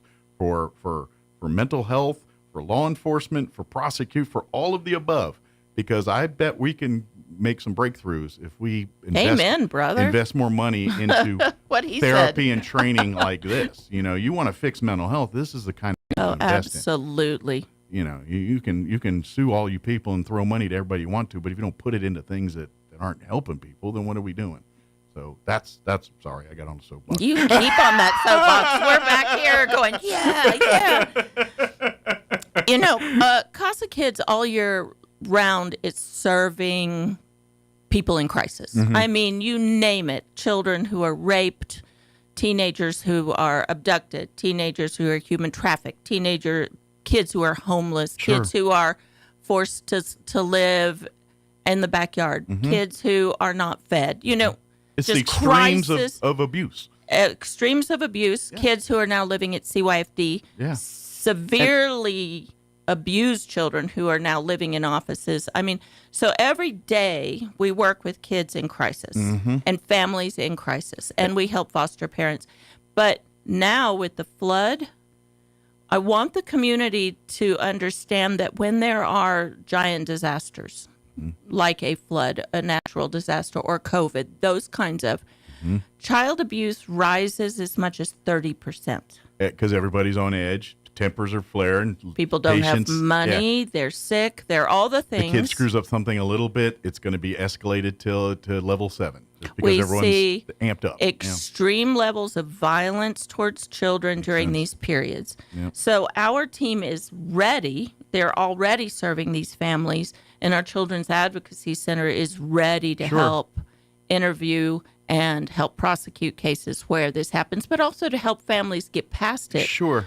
So one of our new programs is a family resource center. Okay. We're very excited about it, and we just started it a couple Okay. months ago, but bam, there's a flood. So our family resource center team is at the ready helping these families so they don't get to these acute Sure. situations. Take care of the immediate needs. We have place to everything sleep, place from to, resource referral Okay. to emotional support. Okay. But we also have some funding and some funding streams that can help flood victims. Sure. But not just flood victims, any family. that's going through trouble. Absolutely. So I really invite families to come in. We're in the the SunWest building right here in over the there, downtown, right across from the courthouse, the big red and white building. But come in, first floor. Yep. And our team can really help you, whether in all ages. We are now helping there. One of the most acute areas of trouble in the flood are extremely elderly. Gotcha. Yeah, because again, we think of kids, CASA kids, right. but yes, if pretty much if you're in need right now, there's resources available through CASA Kids for everybody. Everybody. Gotcha. Through this Perfect. program, we can help anybody. Excellent. And we're finding that the elderly are in places without handicapped access, without laundry access. If they were kind of shut in to begin with. Incredibly lonely and scared. And so we're putting a lot of effort into that right now. We also are part of multidisciplinary collaborative teams that are meeting actively. Last night we had a support group meeting that was really rich in resources. Great. And so we are able to get people tied to what they need. If it's spiritual help or therapy. I mean, and especially everything. Where we live here in Southeast New Mexico, let's face it, we're not New York City. There isn't the latest and greatest up the street here. You gotta pull resources and things, and that's why, to me, organizations like CASA Kids are much more valuable in a place like this, where we're more spread out, where resources are less plentiful or less within reach. You guys really bring the remote to the places like well, this. and even more remote than Roswell. I mean, look Yeah, how Midway and Dexter were hit so hard by this. So we're trying to figure out how to get to them because they can't get to us. I've heard some real. It's really bad. Especially Midway area. I've heard some real. Like no one's even because. Granted, these are remote places to begin with, but when disaster hits, it's even worse now, and that's what we're dealing with. So, but really, and so if CASA really, if volunteers are always needed, there's always something. If you want to get involved, whether it's through the court advocacy side or through some of the other mentorship programs and things here, please, that's a great way to get involved. Financially, donation-wise, is that something you guys can constantly use, or I'm sure anytime. I know, but there's never enough I know you have money. your annual fundraising. That we're coming up on that season actually here. But if people can you go to say the CASA Kids website, make a donation? Yes, you can go there, just casakids.org. Okay. Also coming up is our Winter Wonderland event, which is we're actually super excited about. It's going to be an amazing year. Yeah. It's always the Friday before Thanksgiving. It's a Roswell tradition at this point. I think we've done it over 20 years now. Yeah. It kind of kicks off the holiday season. $50 a person for incredible food and drink, thanks to Peppers and Pecos Flavors and Glazers and people who donate to us. Yeah. The community really rallies around this. The community knows the money that they give us goes straight to kids. Yep, and it's they all know local that right it's here. well spent, that our money is well taken care of, that the money is not foolish, and that every penny is accounted for in a really way that triples the meaning of that money. It's kind of like it's the grassroots feel, but you guys have the muscle of the big boys a little bit, if that makes sense. We're trying. You know what I mean? We're trying. Oh my gosh, when it's time to make that sausage, it's painful. But I tell you what, it is. There's not enough. Yeah. We have long waiting lists. Sure. We need more staff. Yeah, there's never enough you can do. And we need more help in the valley. And we also serve Artesia. And what a pleasure to work down there. Oh, my gosh. They are the loveliest community. And their law enforcement is just dreamy. I mean, we love it working down there because there are the solutions for kids. They're a close-knit town. They are. And so they're a lovely part of what we do. Absolutely. But, of course, they are here, too. I Absolutely. can't speak highly enough of law enforcement here and the work that we do with them. This is a remarkable community. It really is remarkable. Well, and we have this group of people, and it's just, they deal in these sort of, some are law enforcement, some are on your side of things, some, and these, and to be honest, it's probably this core of, I don't know, 100, whatever it is, that number of people that you see everywhere. You know what I mean? And it's such a blessing to have those folks serve, and we would love to have. I mean, maybe not to the levels of some of these folks where they're literally in everything, but maybe get involved in one thing, you know, anything. And I think Casa Kids is a good one that you can maybe find a place where you can serve and feel at the same time like you made a difference. Well, there's so many ways to help us too. You know, share our Facebook posts. Mm-hmm. Simple as that can really help us to recruit volunteers. Sure. If it's not a time for you to volunteer right now, donations are always welcome. But if you aren't in a place, I mean, even $5, I mean, seriously. Every little bit helps. Makes Absolutely. a difference. But if you're not in a position to do that, share it on social media. Tell your friends. Mm-hmm. Come to our events. But also, you know, we can use donations of goods. Brand new clothing. We don't accept used clothing because our kids deserve the best. Toys are always a good one because those And are we're always coming needed. up on the holidays, Mhm. and we really work hard to give these kids of all ages. I'm going to say, I know we all like to go buy our favorite Legos or whatever, but think of the kids that are a little past that and the ones that are a little too young for that, too. They need toys, too. We never have enough for teenagers. Yeah. And we really make an effort to send incredible packages to kids who are living in facilities, like psychiatric facilities. Sure. Because what a horrible life. They could use a few rays of sunshine. In the world. Yeah, absolutely. And so we really work hard to make the holidays special. And this community's really great about that. Well, and that's because it's, you know, yes, talk religious to everything, but at the end of the day, those are family times. Those are those times when we all have those 9 times out of 10 when you have your beloved family memories from your childhood.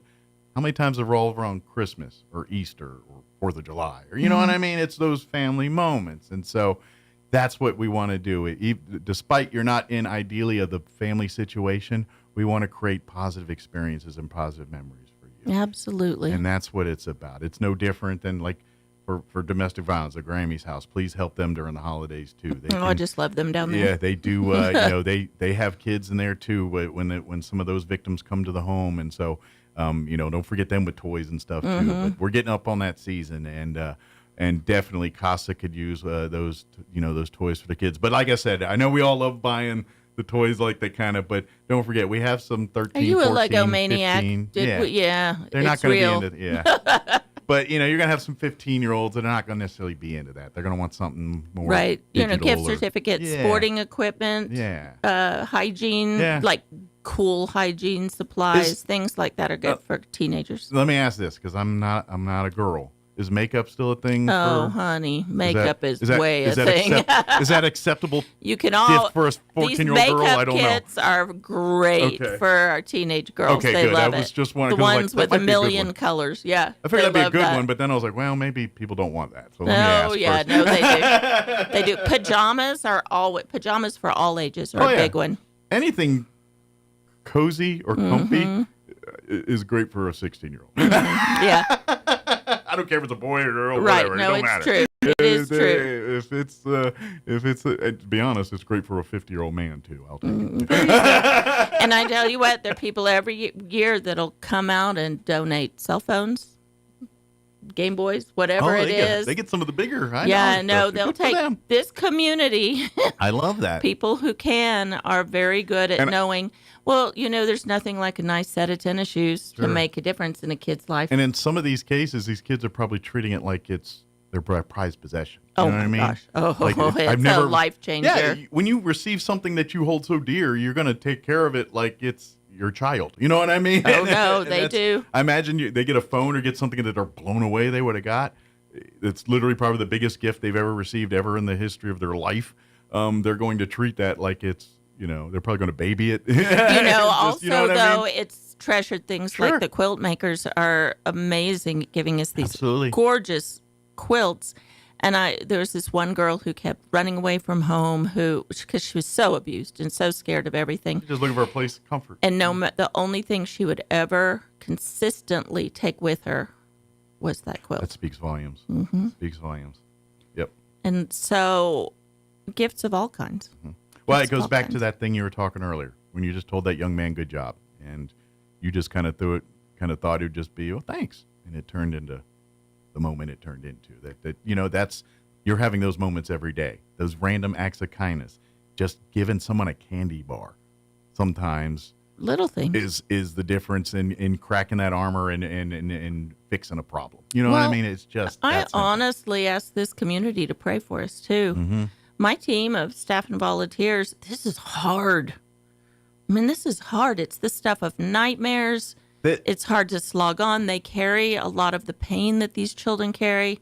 How do you guys handle the mental health side for yourselves? How do you take care of each other? We have a very, very active wellness because you need it. Policy and program. To be the volunteers and stuff here, you gotta have your own support system. And there's a lot of ways that we attack that, but we are very aware of wellness. I mean, I'm not going to sugarcoat it here. You guys deal, like when we talk about law enforcement, some of the things they see and deal in it, you guys are seeing and dealing with the exact same level of stuff. Oh, absolutely. And we talk about law enforcement and how they have, processes kind of stuff.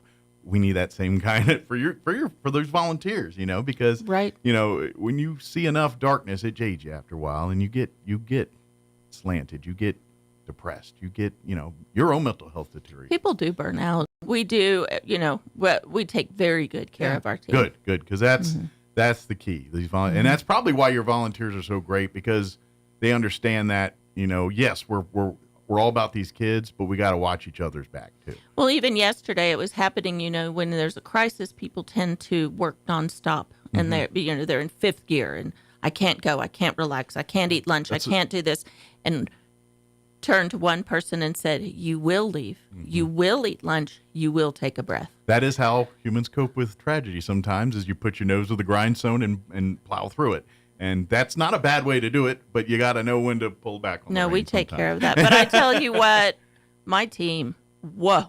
Yeah, that's the great. Most amazing people. I mean, I wish people could be a fly on the wall to watch what happens. I've met a few CASA volunteers, and to every single one of those person, they literally would give you the shirt off their back. They would literally give, even if they don't have enough of themselves, to make sure you're happy. Every one of those people I know are those type of people. And so if that's kind of you and you have that in your heart, please, you're needed. You are needed. We need more to join the force here to help, where I would like to say that every single child that comes through the doors of CASA, however way they came through it, they come out with a beautiful situation and a great foundation for whatever they want to do that life takes them. So, and by volunteering, that's how that happens. And because these kids are, we're living in a world where not everybody gets dealt the same deck of cards in life. It's just not. Where you put. And unfortunately, what we're dealing with is kids that they were just dealt a bad deck of cards here. They were put in a very bad situation, and it's not their fault. It's not any, you know what I mean? It's just, they just were here. And it's not fair for them to have to struggle for something that's not of their doing here. And that's what CASA is all about. It's like, let's pull back those barriers. Let's pull back all of the things that are holding you down, and let's find a way to let you succeed. And that's what CASA does at the end of the day, whether it's in that courtroom or a mentor fund meeting or whatever's going on in a CASA, under the CASA, or the dogs hanging out at the library reading with kids. That's all part of that. It is. Yep, it is. I know I get a little soap, but this is really what we're talking about here. And this is. So you have a heart for this. Thank you. Well, this is how we fix our community. If you're waiting for people to do it for you, you're going to wait a while. You got to get up and roll up your sleeves. You want to live in a nice place, you got to do your part to make that happen. Well, and I will say our child abuse numbers are higher than they've been in a long time. We have as many children in foster care as there are in Bernalillo County right now. It is bad, the crisis in Chaves County right now. And we do not have enough advocates. I'm about to say, I would imagine, like you said, there's probably a waiting list. There's probably, a dozen families available and a waiting list of 50 long for absolutely. And I'm just guessing. I have no idea what the number is. No, that's pretty accurate. Yeah. And so anybody who might be in, people who like sleuthing, people who love these crime shows, people who like a challenge, but to make a big difference, people who aren't afraid of difficult, those are the people I want. Yeah. And, there are a bunch of those people out there that love the crime shows. Sure. Well, and to be honest, that's the kind of brain I like. With a lot of these kids, because of the situations they're coming from, they've built up walls to protect themselves. It's no different than domestic violence victims. You build walls to protect yourself. And those walls are pretty strong. and you got to break away at it. And you got to break away at it with love. That's pretty much the only way you can chip at it. And a lot of tenacity. Yeah. A stubborn mind and a lot of love. And you will eventually, a light will crack through that wall and it'll get there. Sometimes it's easier than others, and sometimes it just depends where these kids are and where they came from. And you've got to convince them that life is not really what they've experienced. There is a better side to it. And they've built themselves to protect themselves in the world they come from. And you've got to remind them the world you come from is not the world you're going to live in for the rest of your life. So let's get you ready for that. And that's kind of what you're dealing with. And if you can understand it from that perspective, instead of a perspective of this kid's just being defiant, just to be defiant, it's like, no, this kid's come from a different place. They're coming from trauma. And quite frankly, probably doesn't trust you fully yet. He maybe thinks, okay, I've been handed this card before. They hand me the carrot and then the sickle's behind the other hand. You know what I mean? I'm serious. It takes time to build trust. That's the mindset they're thinking here. It takes time to build trust. So that's what you're combating. And so we're trained. We train folks to do it, and our team I have an amazing team that is beside the volunteers. And I'm going to guess too, once that happens, that light bulb moment or whatever it is, it kind of, now you've created a bond that I'm pretty sure you have a child for life. You know what I mean? We talk foster care system and things like that, but the ones that do it right, kind of almost a de facto adoption, and that's your kid for life. You know I was CASA for a 15-year-old 35 years ago, and she's still in my life. That's awesome. Yeah. Yeah, that's how you know you made it in. You made a difference because at the end of the day. She's great. She's an amazing woman. You showed that person that there is love in this world, that there is humanity, there is a good side.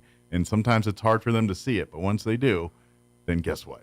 You probably got someone that'll go through a brick wall for you. Oh, yeah. No, she's a pretty neat person. Yeah. So get involved in some way. And if you certainly need help, please come on down to the SunWest building. Do you have what's the, I guess, office hours for that? Yeah. I mean, right now, 9 to 5, we're going to have people there in the evenings too because you can also call us anytime. Go on our website and we'll come to you. If you need us to come to you, just call. You don't have to come to us. Excellent. So but if you want to, if you're out about in downtown, come on by or come in. Right. And then Casa Kids on Facebook. I know if you do Casa Kids on Facebook, you search it on the bar there. That way you can like and follow it. That's a great way to just stay up to date on resources. But if you do have a question or concern, you can shoot a message to there, and one of the staff or volunteers will definitely reach out to you as soon as humanly possible. Absolutely. Yeah. Is there anything else we wanted to just remember Winter Wonderland's coming up? Yes. November 22nd. And we'll get you back in to promote. That'll be great. Yeah, to get you back in to promote more of the nuts and bolts of that. It's going to be a lot of fun this year. But I imagine if you want to sponsor, if you want to get involved in any way, shape, or form, now's the time to reach out to Casa Kids and say, I mean, sure, they'll take they'll take it November 21st, but they really like some advance notice. It sure makes the publications and getting all the word out about it because they want to promote you. And so they want to make sure you're in all the publications and everything. And there's already some decor out because our designer Adelina and Maribel are astounding. So go over to First American Bank. And absolutely. They are such lovely hosts for us. Get the preview. Yeah, and you can get the preview. It's fun. There's completely different stuff this year. I'm pretty sure they plotted this year's probably the day after last year's. Like started the plotting and planning the day after last year. Yeah, no, it takes a year. It is not something you can put together quickly. They'll Monday morning quarterback it and talk about the good, the bad, the ugly. Here we go. We go. But we've got it down now. And we just make it fun for people. So if you've never been a part, come to this first one, November 22nd, again at First American Bank. Come on down and support the kids. Come for a beautiful evening of dining and rubbing elbows and hanging out with folks, but helping these kids. Right. No. Absolutely. And celebrating the holiday spirit. And I imagine you even get to probably meet some of the kids that were in the program. You know, we usually have what was it? We had a sweet baby there last year that got passed around, one of our little foster babies. Sure. I'm sure there's and he's big and precious and running around like a crazy man now. Yeah. And see, that's part of the beauty for you personally. Yeah. Like you said, it's, when you were the foster parent, now you see them 10, 15 years later. Oh, no, it's really neat. And you're like, wow. And they're doing great. They got their own family now or something. That's, you're like, that's there's some beautiful stories of kids growing up to break the cycle. For every hard day where you come home and you're crying yourself to sleep, that's the day you're like, that's why I'm doing it, right? And it keeps you going. I keep some letters in my desk. So if I'm having a hard day, I can pull them out and remember. Yeah, so that's awesome. But that's what we're talking about. You're going to get the highest of highs and the lowest of lows, but at the end of the day, you're doing the Lord's work. You really are. Amen. Amen. Absolutely. Absolutely. Well, thank you very much, Mike. Thank you so Anytime, much. And yes, please. I guess I'm pointing you. Reach out to me. We know where to find you. And then we'll get as we get closer to the event here in November. Okay. Thank you, Mike. God thank bless. you guys, and thank you guys for what you do, and keep doing what you're doing, because quite frankly, without these people, you don't want to see what would be happening right now. That's true. Without it's true. Without CASA here, you would see a much darker place. That's all I'm saying. It's very true. Thank you, Mike. Thank you, guys. It is 9:55. Has announced she has officially submitted a request to President Biden for a declaration of major disaster 1 week after flash flooding hit Roswell and other downstream communities. Lujan Grisham says the declaration would allow critical resources to come into the region and help families and businesses get back on their feet as quickly as possible. A state emergency declaration was already allowed. That caused about $1 million in state funding to be given to Roswell and Chavez County. The Blue Front fire grew to some 270 acres on Tuesday and remains 0% contained. A statement from the U.S. National Forest Service says there are no evacuation orders currently, although Lincoln County authorities have placed homes in the Bonita Lake area in ready status. That means residents should be ready to evacuate if necessary. The fire was discovered Monday in the Lincoln National Forest, about 4 miles west of the village of Alto in the White Mountain Wilderness area. That area was already charred in May by the Blue 2 fire. You're up to date. I'm Jared Sorello. Running a business is tough. Operational demands change fast, and keeping up can feel impossible. That's where DSI comes in. We've been helping local businesses thrive for over 25 years. You might know us for printer products, but we're your one-stop shop for cutting-edge office technology. From managed IT to video security, audio-visual technology, and more, DSI has everything you need. We're flexible, local, and have the resources of a national corporation. Be more productive. Make more money. DSI, the heartbeat of business. Visit DSINM.com. It's time for the Chavez County Sports Report. The Goddard Lady Rockets survived. The Roswell boys did not in the first round of the state soccer tournament. It started with home games for both of them yesterday. The Goddard Rockets in the Class 4A girls bracket, the 6th seed, Miyamura, the visiting team, and the 11th seed. They started at 7 o'clock last night, and it was Goddard winning when it was all over by a 2-0 count. Goddard will play at Los Alamos, the 3rd seed, on Saturday at 11 a.m. in a quarterfinal match. Meanwhile, the Roswell boys fight a tough battle against Volcano Vista, but lose 2-1 to the Hawks. That's a game where all the scoring took place in the second half, so it's the end of the season for the Coyotes. Meanwhile, NMMI getting set on Saturday to play a boys soccer match. They're the 4th seed in 3A. They'll take on 5th seeded Rehoboth at 1. The Sports Report brought to you by DSI. Call DSI for all your office technology needs. I'm Eric Butler at Roswell's Talk FM 106.5. Running a business is tough. Operational demands change fast, and keeping up can feel impossible. That's where DSI comes in. We've been helping local businesses thrive for over 25 years. You might know us for printer products, but we're your one-stop shop for cutting-edge office technology. From managed IT to video security, audio-visual technology, and more, DSI has everything you need. We're flexible, local, and have the resources of a national corporation. Be more productive. Make more money. DSI, the heartbeat of business. Visit DSINM.com. January of 2021, surprising economists. Consumer confidence rebounded some in October. The Conference Board's Consumer Confidence Index surged to its highest level in 9 months. Still, the survey notes concerns about prices and inflation, and those continue to affect consumers' overall views of the economy. In company-specific news, McDonald's reported better than expected third quarter earnings. Earnings grew by 1% per share, and this despite the company's E. coli outbreak that affected a number of restaurants. The company posted revenue of $6.87 billion ahead of the opening bell on Wall Street, up 3% year over year. And the effects of the outbreak won't be reflected until the fourth quarter results. That's the market report. I'm James Flippin. This is the Red Apple Audio Network's Market Report. If your insurance rates are going up, and the last time you saw a decrease was the Reagan administration, folks at SID, an American Patriot Insurance Agency, they put the freedom of choice back in your hands with their exclusive Rate and Bind online portal. Visit ampatins.com or call 888-322-3565 to save an average of 25% on auto, home, renters, business, even pet insurance. Call 888-322-3565 today. Attention, Roswell and surrounding areas. Roswell Ford knows recovering from an unexpected natural disaster is stressful, and our hearts go out to everyone who experienced loss due to the flooding. The damage left behind is devastating, but we're already seeing what it means to be Roswell strong, and we acknowledge and appreciate the heroic efforts of local authorities, first responders, and National Guard rescue teams. We've already received and continue to receive special shipments of new Fords and quality pre-owned vehicles available for immediate delivery during our massive Super Tent sale. It's at our temporary location on West 2nd Street between Toyota and Allsup's. These new and pre-owned vehicles without flood damage are being offered to the public at unprecedented savings. We've instructed our staff to take any car in any condition. In fact, even if it doesn't run, we'll come get it and give you a generous allowance toward a new Ford or high-quality pre-owned vehicle. And we'll work with your insurance company to help you get what you deserve at Roswell Ford's temporary location on West 2nd Street between Toyota and Allsup's. Thank you.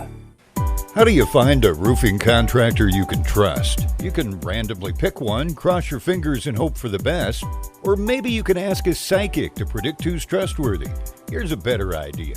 Choose one who prefers using America's most trusted roofing brand, Owens Corning. And rest easy, because Owens Corning screens their contractors for reliability, professionalism, and customer service.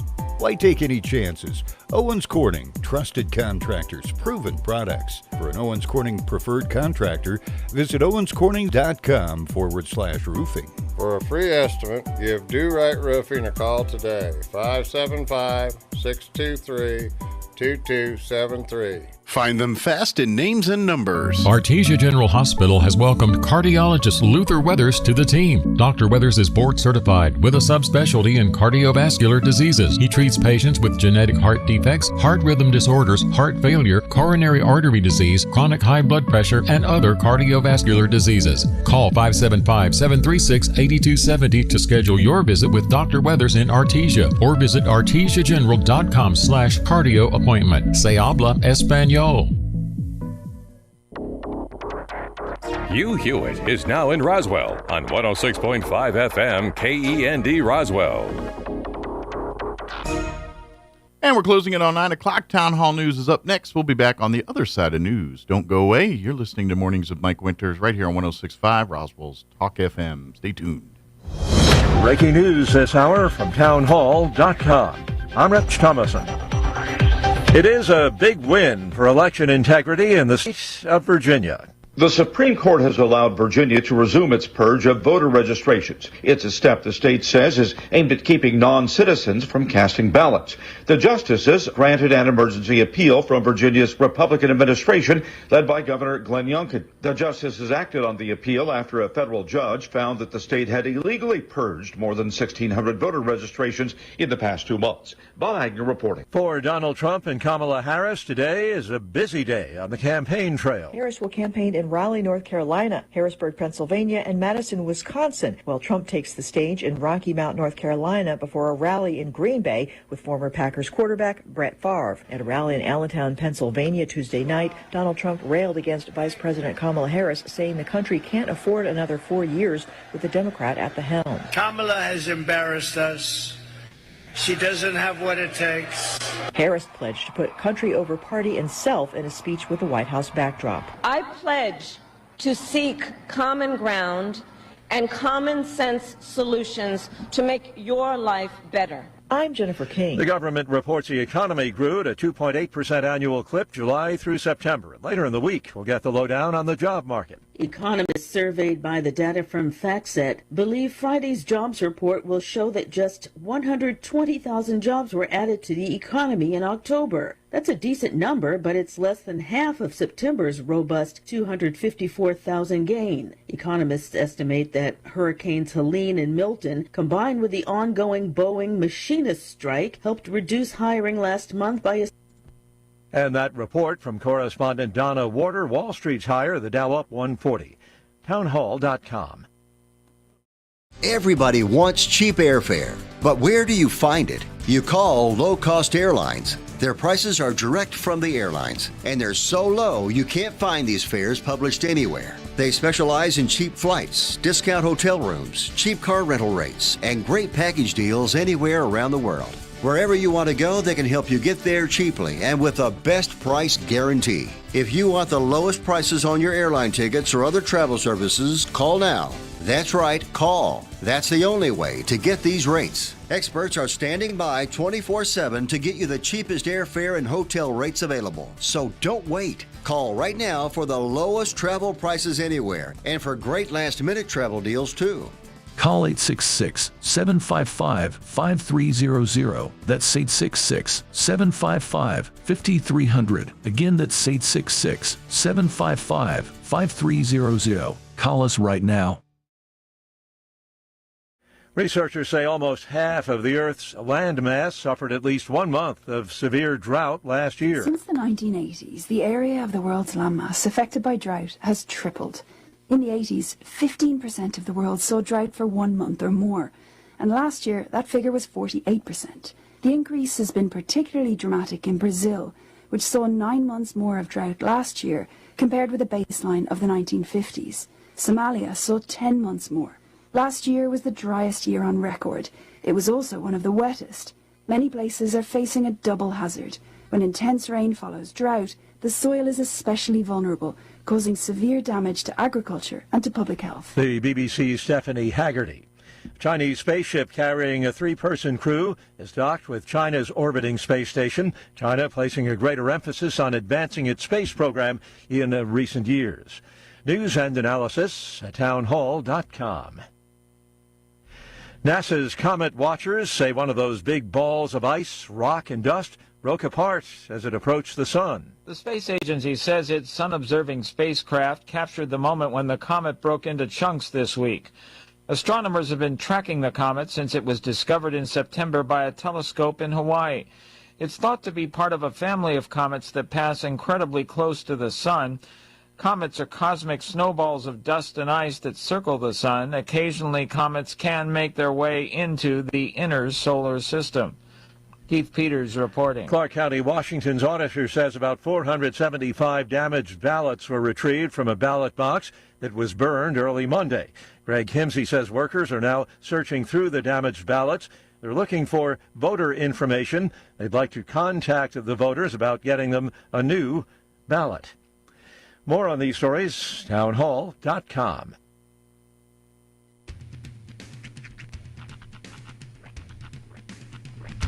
What in the wide, wide world of sports is going on here? I promise you, whatever scum did this, not one man on this force will rest for 1 minute until he's behind bars.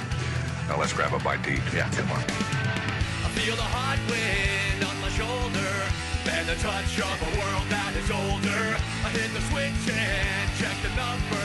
I leave it on and then I slumber. I hear the rhythm ringing through it. Flamenco guitar and cumbia music. I hear the talking of the DJ. The Javelin, what does he say? I'm on a Mexican radio. I'm on a Mexican radio.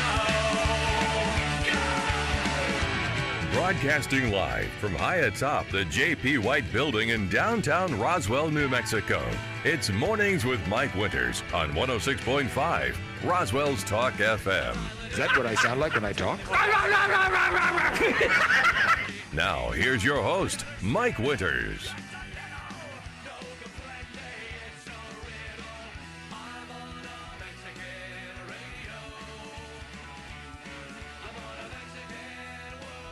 And Good morning. It is 6 minutes after 9 o'clock. Welcome to hour number 3. Trace Inviernos, I guess, still, technically, until I get another answer. Yeah. Oh, you know what? That seems to be the universal. Yeah. So we will go the with universal consensus. Yeah, so far. 3 winters. So. Hola, Espanol, my second language. Sí. Still one of my favorite Bob Euchre Miller Lite commercials of all time. Still stands the test of time in my head. I love that Bob Euchre. I think he's still with us, I'm pretty sure. I think so. And I think he just retired from calling baseball. Can I be completely honest with you? Uh-huh. My only reference to Bob Euchre is Major League? No. Oh, yeah, okay, let me bring one of my only references to Bob Euchre is an episode of Futurama. Oh, wow, even more obscure. Where he was the commentator for the Blurnsball World Series. He said, "This is the best. This is the best ball playing I've seen since the days of Ed Euchre." And then it cuts to him in the booth. He goes, "This is Ed Euchre," and it's just his head in the jar, you know, like usual. Yeah, no, but to be honest, he was one of the bright parts of the Major League movies. That's true. I forgot. I didn't give him that credit. Where he's got his assistant, he's like, and he's stammered. He goes, "Those years of broadcast school really paid off there, Ted, or whatever his name was."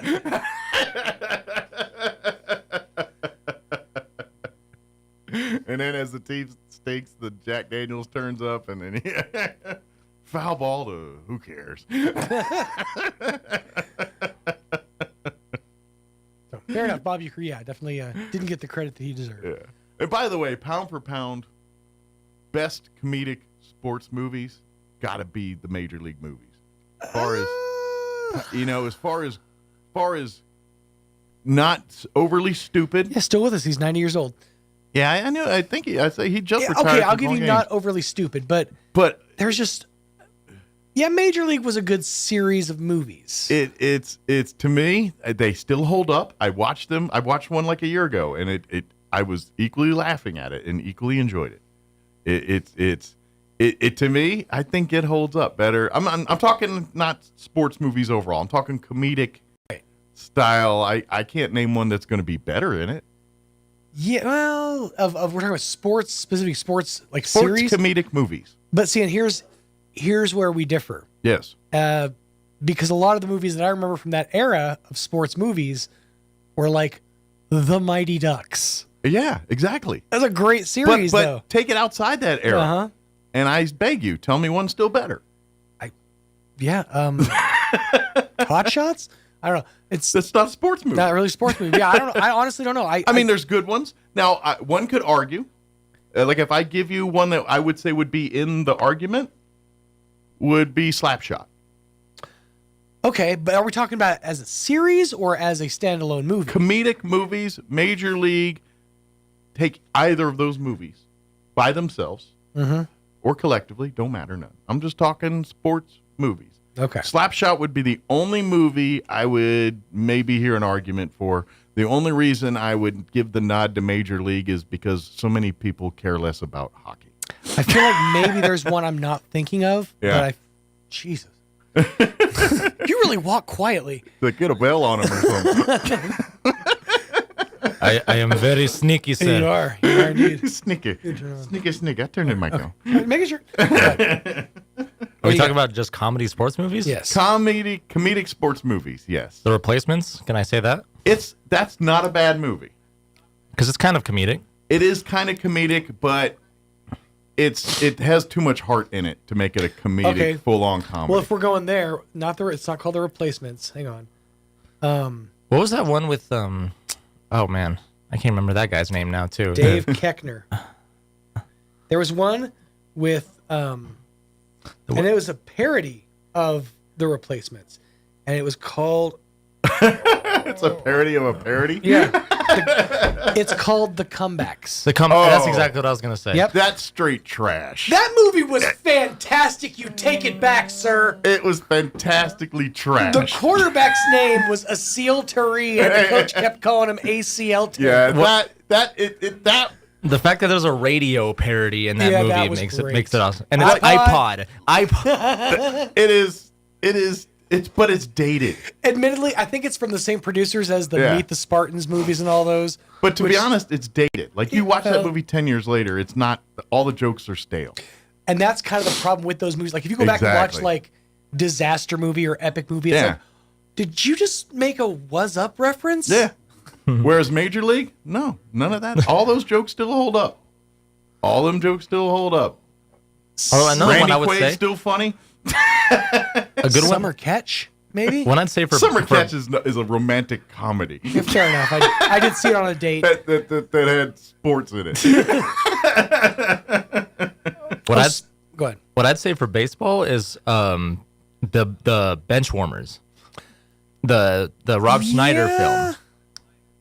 That's barely a sports movie, man. I mean, I guess so, but that's It's barely a sports Well, movie? if we're going by that metric, how about The Ringer? Right. But I mean- see, those are funny movies, but they're not in the It's not in the conversation. They're not movies with enough heart. Yeah, I get they what are you're saying. they're just They're good to kill 2 hours. A or an League hour of and a Their half. Own. That was a sports movie. That was But I wouldn't necessarily call that a comedy. That was more of a drama with comedic elements. At the end of the day, you're crying at the end of that, not laughing. Because you see them all old and retired, and you're all like, oh, it's so heartwarming. Now I have to, since we're going down that path. Yeah.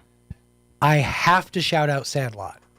Sandlot, yes. I feel like it would stand up. That could be in the conversation, but I don't. Which one? Because it's Bill still Thornton one? I don't look at that as a comedy per se. I look at it as a nostalgic film, a film of like coming of Christmas Story age maybe, or something. You know what I mean? It's not necessarily there to make you laugh. It's to make you feel things.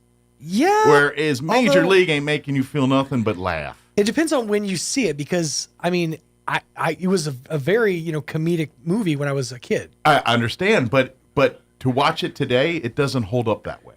Now it's like it evokes your own personal feelings, your own either you watching the movie as a kid or your own personal baseball thing Right. or whatever. You know what I mean? It's like it's that Stand By Me, that whole like kids coming of age type movies. You know, like Stand By Me is not a horror movie, even though they're going to see a body, but it's really more about these kids and their experience. Well, from what I've gathered, Stand By Me was actually the story of Stephen King. Like, it was a story from his childhood. It was okay, yeah. It was, yeah, and it was. He wrote it as a short story. What was that noise? They're on the phone. I'm guessing it's Jen and Lee are here. Oh, I was just hearing this. I was like, "What's going on out there?" Well, our guests are here. Besides Don. Don's been pacing in the corner over here. I'm trying to hide. We have the folks from American Legion Post 61 family joining us here. We got quite a few updates. Hurricane relief effort. We have a bow to put on that story. Of course, we got Veterans Day coming up. We got Wreaths Across America. We got a bevy of things coming up. So we'll talk all about that here with the folks from Post 61 here in just a bit. Before we do that, though, let's get you up to date on the weather. I'm meteorologist Steve Hamilton with your Pecos Valley weather. Pretty gusty again today. We have cold front moving across the area. Temperatures will be cooler, though. We'll be in the mid-70s on the afternoon high, wind gusting at about 35 miles an hour. Overnight, still breezy, clear, and chilly with our low in the mid-30s to low 40s, and then sunny and pretty comfortable on Thursday. The wind will calm down a little bit. Highs near 70. That's your latest forecast. I'm meteorologist Steve Hamilton. Okay. Hold on. Thank you, Steve. Currently 68 degrees here in Roswell. Humidity is at 38% with winds are calm at the moment. Sunny and 72 today. West winds at 15 miles per hour. Clear tonight. Cold. Overnight low of 35. Not quite freezing, but not far from it either. Northwest winds 5 to 10 miles per hour. Thursday, sunny. 70 for a high. Winds will be out of the south at 5 miles per hour. Friday, we're looking at mostly sunny, 75, so a little warmer back up on Friday. Northeast winds at 5 to 10. Now we're looking at rain chances Friday night, 50% chance of showers and thunderstorms, mostly cloudy with overnight low of 56, so at least be warmer overnight. And then Saturday, we're looking at a 40% chance of showers and thunderstorms, partly cloudy, 75 for a high. Saturday night, 20% chance of showers, partly cloudy, 51 for an overnight low. Mostly sunny Sunday with highs back into around 74, but a 20% chance of rain Sunday night and Monday as well. Highs 67 under sunny skies on Monday. All right, it is 16 minutes after 9 o'clock. We're going to take a quick 2.5 minute break, and then we'll have the folks from the American Legion Post 61 family join us. Don't go away. You're listening to Mornings with Mike Winters. So your pecans aren't as big and bountiful as they used to be? Oh, what would Jim Gill do? Hi, this is Ben from Roswell Seed Company. Few people knew as much about pecans as Jim Gill. And if he were here today, he'd tell you it was time to fertilize. He'd tell you just what you need and show you how to use it. Then he'd make some joke about your neighbors making fun of your nuts. So when there's trouble with your pecans, head for Roswell Seed Company and ask them, what would Jim Gill do? Hi, I'm Chef Anthony Noble at the Valley Cafe located at 801 West Brasher in Roswell. We want to welcome you for dinner 5 to 8 p.m. weekdays, except Wednesday we close at 2 p.m. If you haven't tried our food yet, I hope you come try one of our dinner entrees, pasta, soups, salads, burgers, and sandwiches, and our weekly specials as well. Let me make you great dinner. Visit the Valley Cafe at 801 West Brasher, the Orange Building across from Church on the Move in Roswell. Can't see us in person? Find our full menu on DoorDash, Grubhub, and Uber Eats. Picture this. You're behind the wheel of a John Deere compact tractor.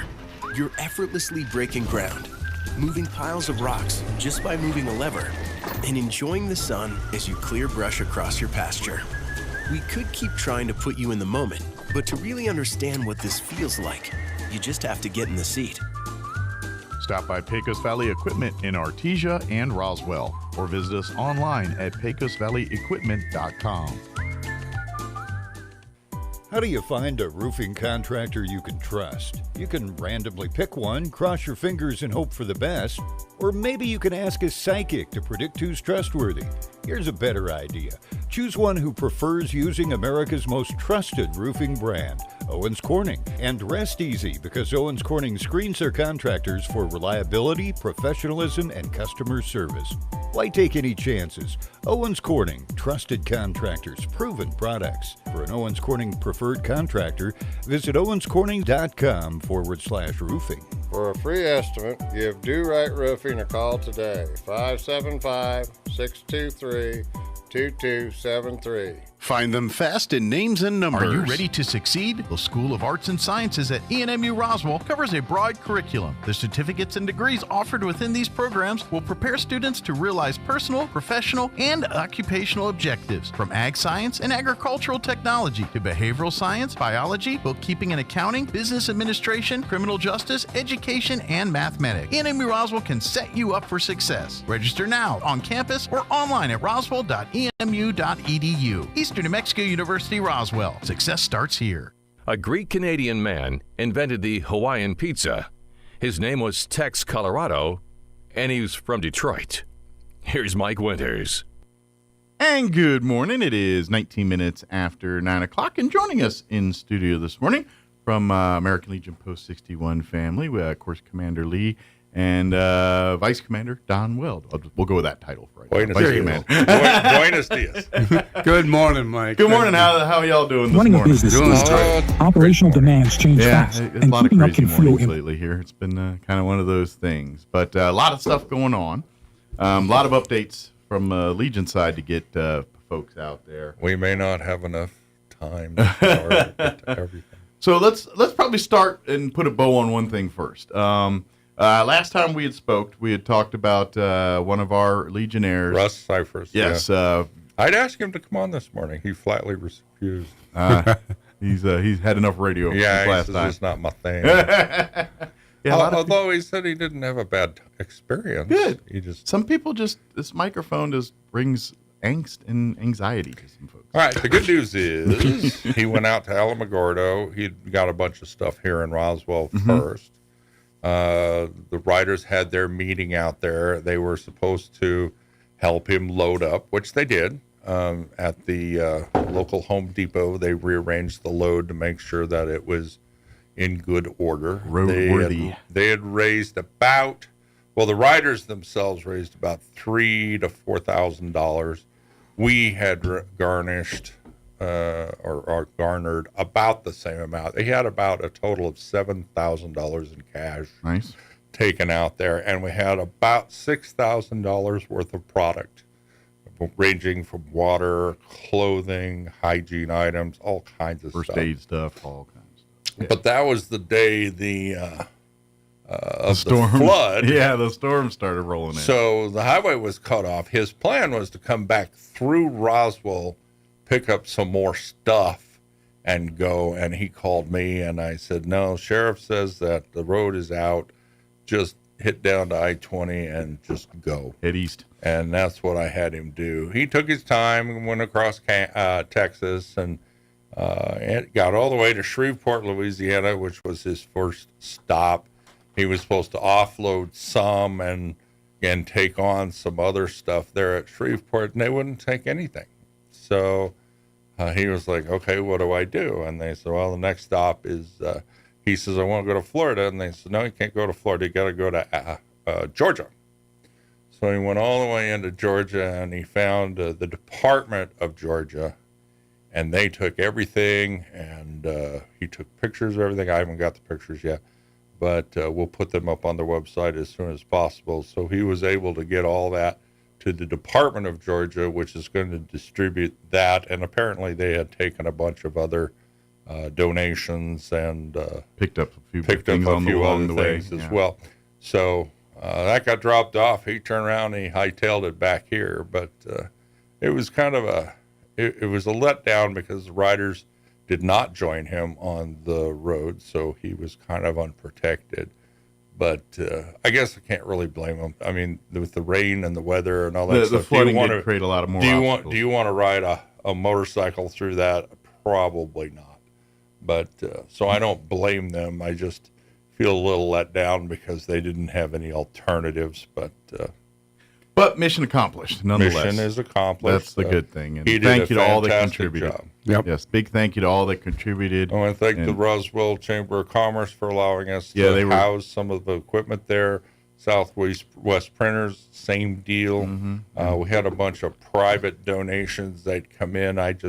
He kept bringing them in. I kept pushing them out. I mean, it was dollar for dollar. We didn't keep a nickel. So. Absolutely. And then, Livestock Farm Supply, they did so much. Yes, Roswell Livestock and Farm Supply, they helped out. I know Big R did something. So anyway, it was a big community effort. Yep. I mean, he called me from, I think it was Shreveport, and he said, should I just turn around and come back? I said, yeah, can't do it because all these donations were earmarked for hurricane relief. They're getting them whether they want them or not. It was put to good use. But the fund is still open. If you want to continue to contribute to that, we are now turning our focus to disaster relief here in Roswell. Unfortunately, we are needed here at home now, and that's kind of where efforts have been now. So I haven't asked the Chamber, and I haven't asked Southwest Printers, but I'm sure they would be glad to continue on in the roles that they've been participating in.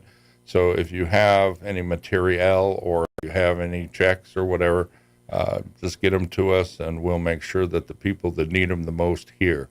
On a side note, I will tell you that the VA has a crisis line set up right now.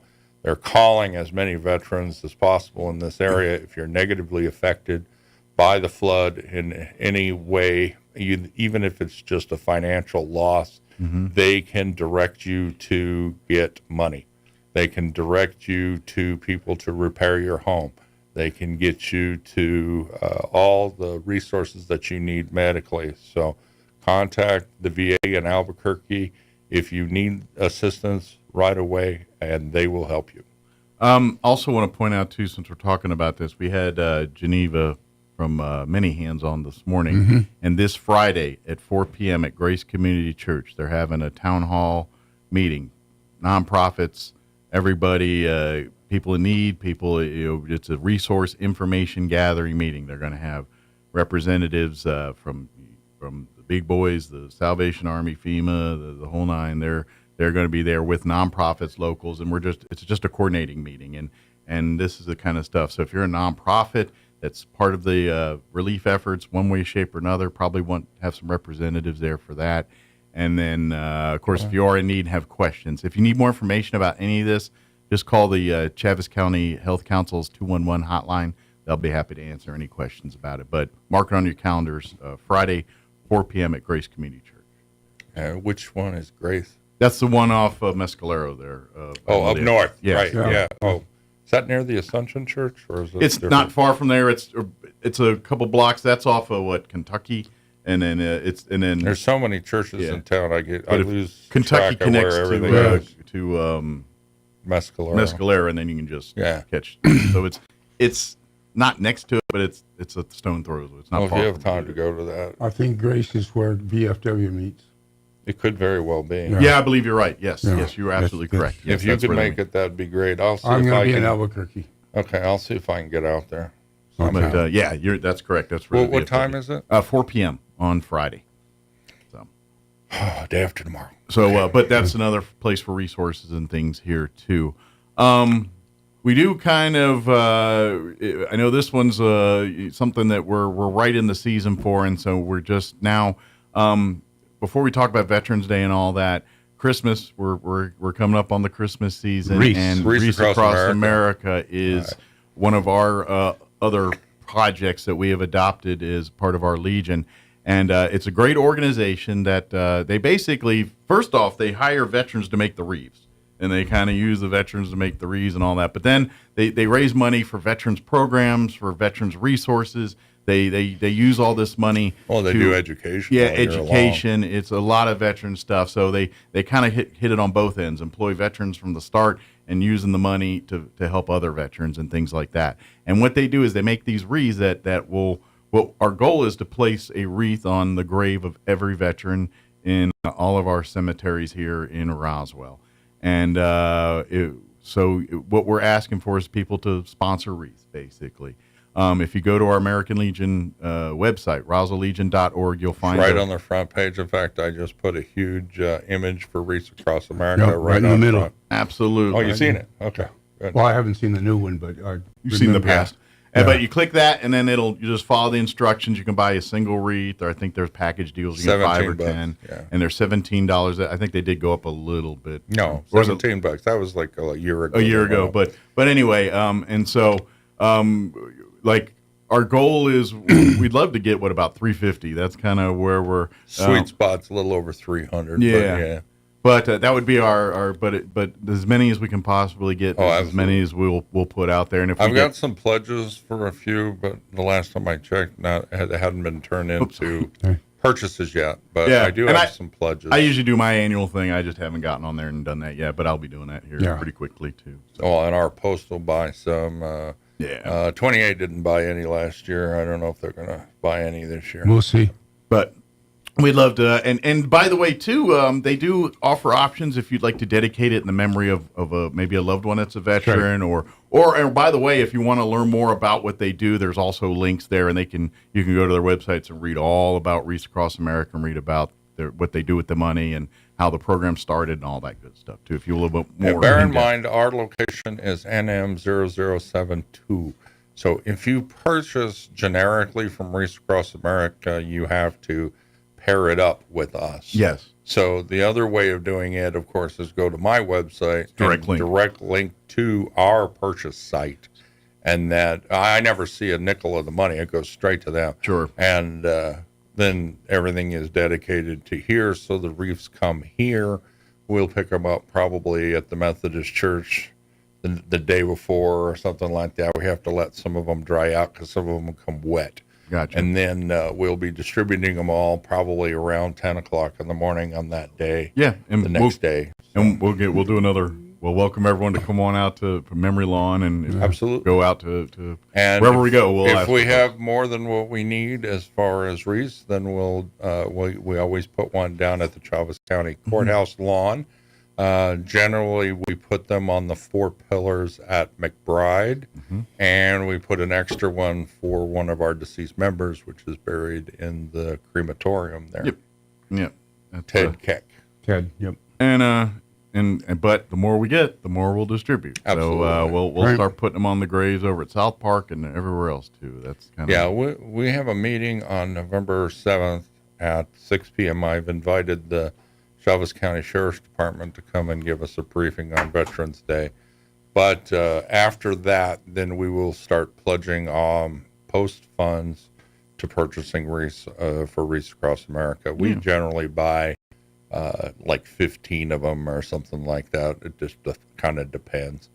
And I've got pledges from some local members, some from 28, like Lou Mestas. He always buys wreaths every year. I've got wreaths pledged from the Patriot Guard Riders, various other things.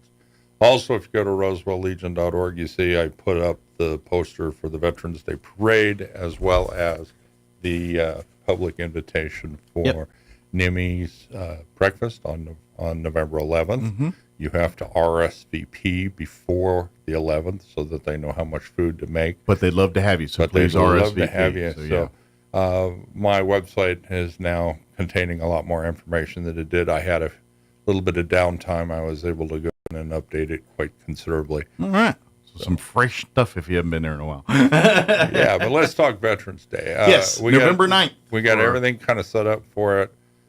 We have invited Dr. Powell from the Eastern college Mexico. to speak. He has not responded yet. This was going to go through Robert Fresquez, our commander for our SAL. Robert also informs me that he is very much planning on starting the pancake breakfast very soon. We will probably be doing them temporarily out of the Roswell Chamber of Commerce, which we've attained permission to do. So now it's our just new a matter building's of going to be a while before it's able to accept visitors and all that good stuff. It's sure. coming, but it's going to be a minute. I have a meeting with my contractor this morning. I had BLM call me. They wanted a bunch of posters so that they could distribute them around town for the Veterans Day parade. And I was pretty surprised they called, because normally federal agencies don't call. It's usually local businesses that call. So we gave them 6 posters. And we gave a bunch to the VFW, gave a bunch to Post 28.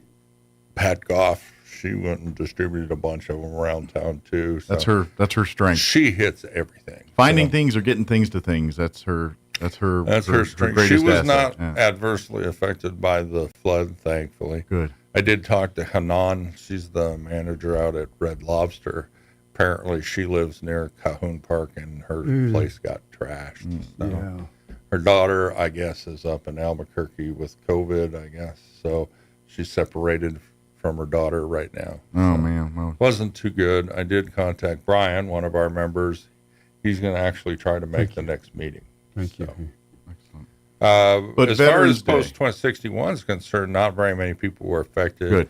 The people that I've talked to at 28 mostly were unaffected. However, I have heard through the grapevine, I have not confirmed this personally, but there were several members of 28 that lost everything. Ooh, so sorry to hear that. Our veteran family was affected by this flood. Myself, my basement got a little flooded, and we're just having a little difficulty in removing some of the aftermath of that. My being handicapped, of course, I can't get into my basement.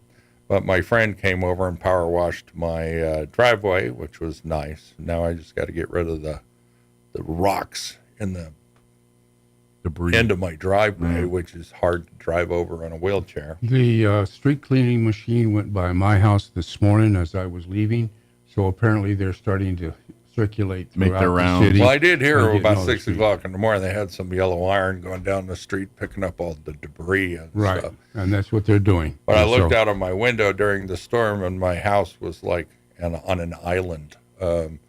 Literally, my front yard, backyard, it was nothing but water. I was in the middle of a lake, and we're like, well, I guess we're staying home. Yeah. So, and it was quite the mess. A buddy of mine works up at the gas station next to Burritos and More. I guess he tried to get home, and his van stalled out, and the sheriff came and got him, and they tried to get him home. They could not. During the storm, North and South Roswell was completely bisected. You couldn't get from one side to the other. Right. So they ended up dropping him back off at work, and he slept at work, and they're like, you're going to be able to get food? He says, I'm right next to Burritos. I got all kinds of food here, so. So that, and A lot of friends of mine, their houses are up a little higher. They're either on a little berm or a hill or something, so they got a lot of yard damage, but nothing too major. Sure. But anyway, again, if I could go full circle on this, if you can help, if you were unaffected and you're willing to step forward either financially or some people lost everything. You drive up and down Washington or Lee or whatever, you just see everybody's just emptied everything out onto their front yard. Which I'm hoping that the city's going to come by and pick all that stuff up for free. That's the plan. They're telling people to leave it out at the curb, and they're going to come and get it. I guess Even up here on Richardson and Pennsylvania, as you go north from here, places out there you can see it's just wiped out. Yeah, I've seen quite a few. Our scout hut got completely destroyed, basically. Yeah. I have not been able to get a hold of Dave Hine, but I did talk to the conquistador, and they said that his assistant basically is taking over. So I don't know what's up with Dave,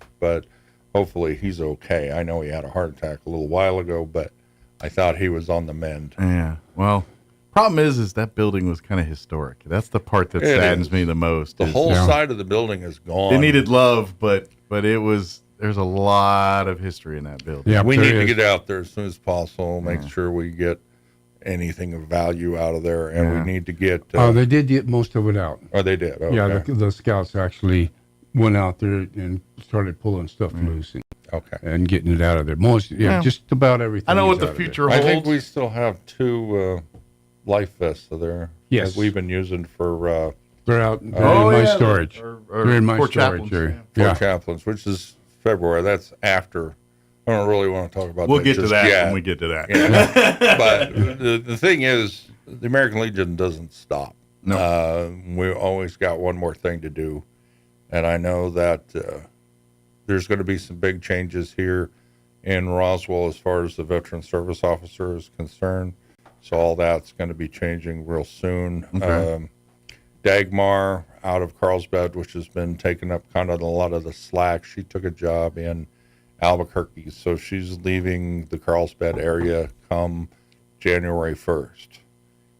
My understanding is, this is not confirmed, but they're going to hire another VSO, and I'm going to stick them in the Roswell office, and they're going to take care of Eddie and leave from Roswell. That's unconfirmed, but that's what I'm hearing. That's what the tea leaves are saying. Yeah, I don't know. I got an email from Danielle Thompson explaining her situation, but I don't know if that's improving or not or whatever. I do know that there's a backlog of veterans that have not been taken care of. So we're actively pursuing this through the VA, trying to reach out to every veteran that's affected and get things going. I've been getting a lot of phone calls for relief, and I've had to push them to the VA because that's where all the money is right now. They've got that big allocation of money that can be used for veterans. So we're trying to go that direction at the moment. We'll pick up some slack where we can. And of course, if we get some donations from the public, that can help them as well. Yeah, of course, all the donations that come through 61 go right back out to help veterans, their families, anything we can do within the community. Absolutely. So, RoswellLegion.org is, like I said, that's where you can find our links to this stuff. Or I think there's links for money and things, but also information about all what we do with it and everything else too. We're a 4 pillars post, which means that we one of our main pillars is children and youth. Mm-hmm. So we take care of we get school supplies, we buy things directly that affect the kids, toothbrushes, toothpastes, basic necessities and stuff, we buy them. Anyway, we also contribute annually to Children and Youth Foundation, which is a massive American Legion program that just basically gives grants to all kinds of children and youth programs. So CWF extends beyond the walls of New Mexico, but anything you donate to us, if you earmark it for New Mexico, it doesn't leave the state. There you go. But yeah, those are just some of the programs. We do have some events I want to get folks. Veterans Day is coming up here, November 11th. November 9th will be the city's event. Like you said, we'll have our speaker here, but we want to invite the public to come out. At 9 a.m. we'll start the ceremony. The ceremony starts. Be there about 8:30 if you want to be in the parade. Because we've got to start lining people up starting about 8:30. Now, I have no idea what the status of Virginia is, which is one of our feeder streets. So we're probably going to have to I know focus behind on the Pioneer Plaza this year. Behind the courthouse is fine. If you get up behind like Arby's and all that, that part's closed off. Yeah, we don't need that. Yeah, But we don't we've need been that using far the up. parking lot behind the courthouse and Pioneer Plaza. But from what I'm hearing, we may want to focus mostly on Pioneer Plaza this year, just for safety. Gotcha. Well, we can bring them in from both sides. That'd be. I think so. Yeah, But, Pioneer I'm just saying and what I've the heard. county, or the courthouse. But what we'll do is that's where we'll gather there in the courthouse lawn. We'll do our ceremonies there at 9, and then shortly thereafter, roughly around 10ish, the cars will pour, and then we'll head north. That's what our parade goes to the opposite of the fair. We'll head north and then go to about College to the Wool Bowl there. So so anywhere along North Main there.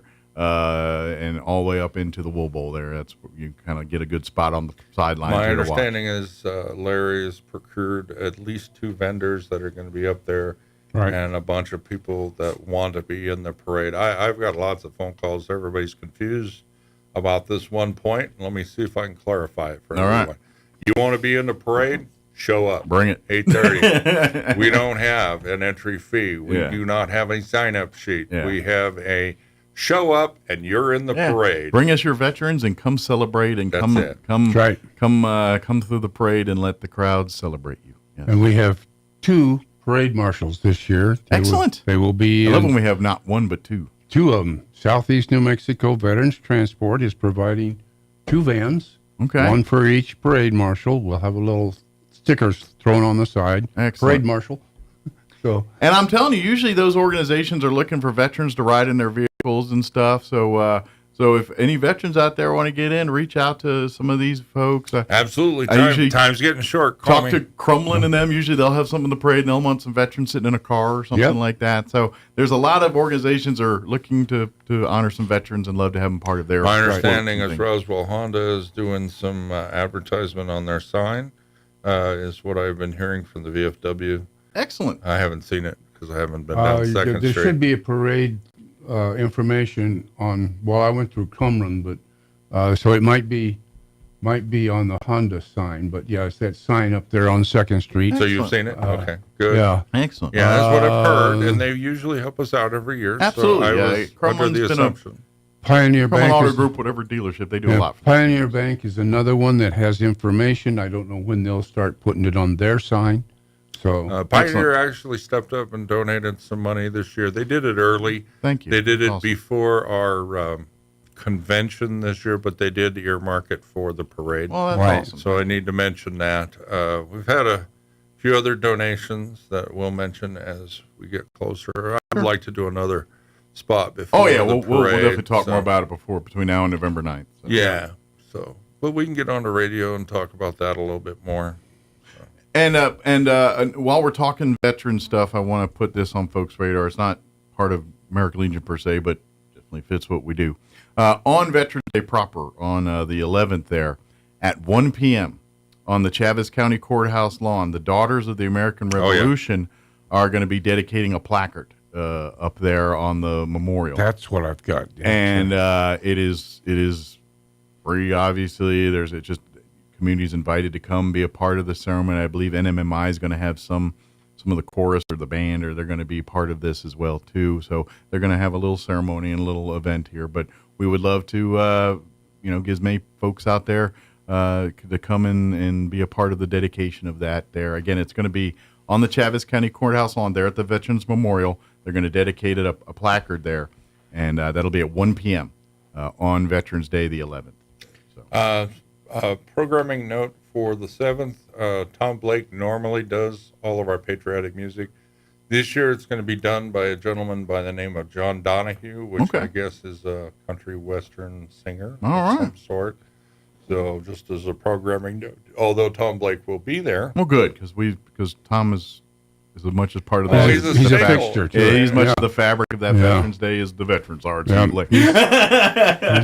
So, certainly. And another note that has nothing to do with the American Legion is the Patriot Guard Riders is looking for veterans to help them with various activities.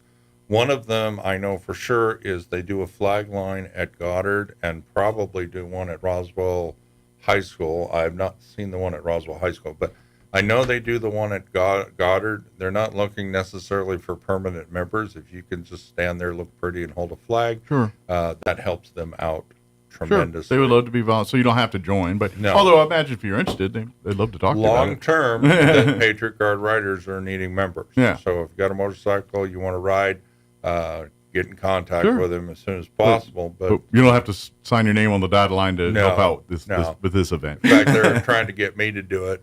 I just got to get up there. But all you got to do is stand at the door and hold a flag. So Excellent.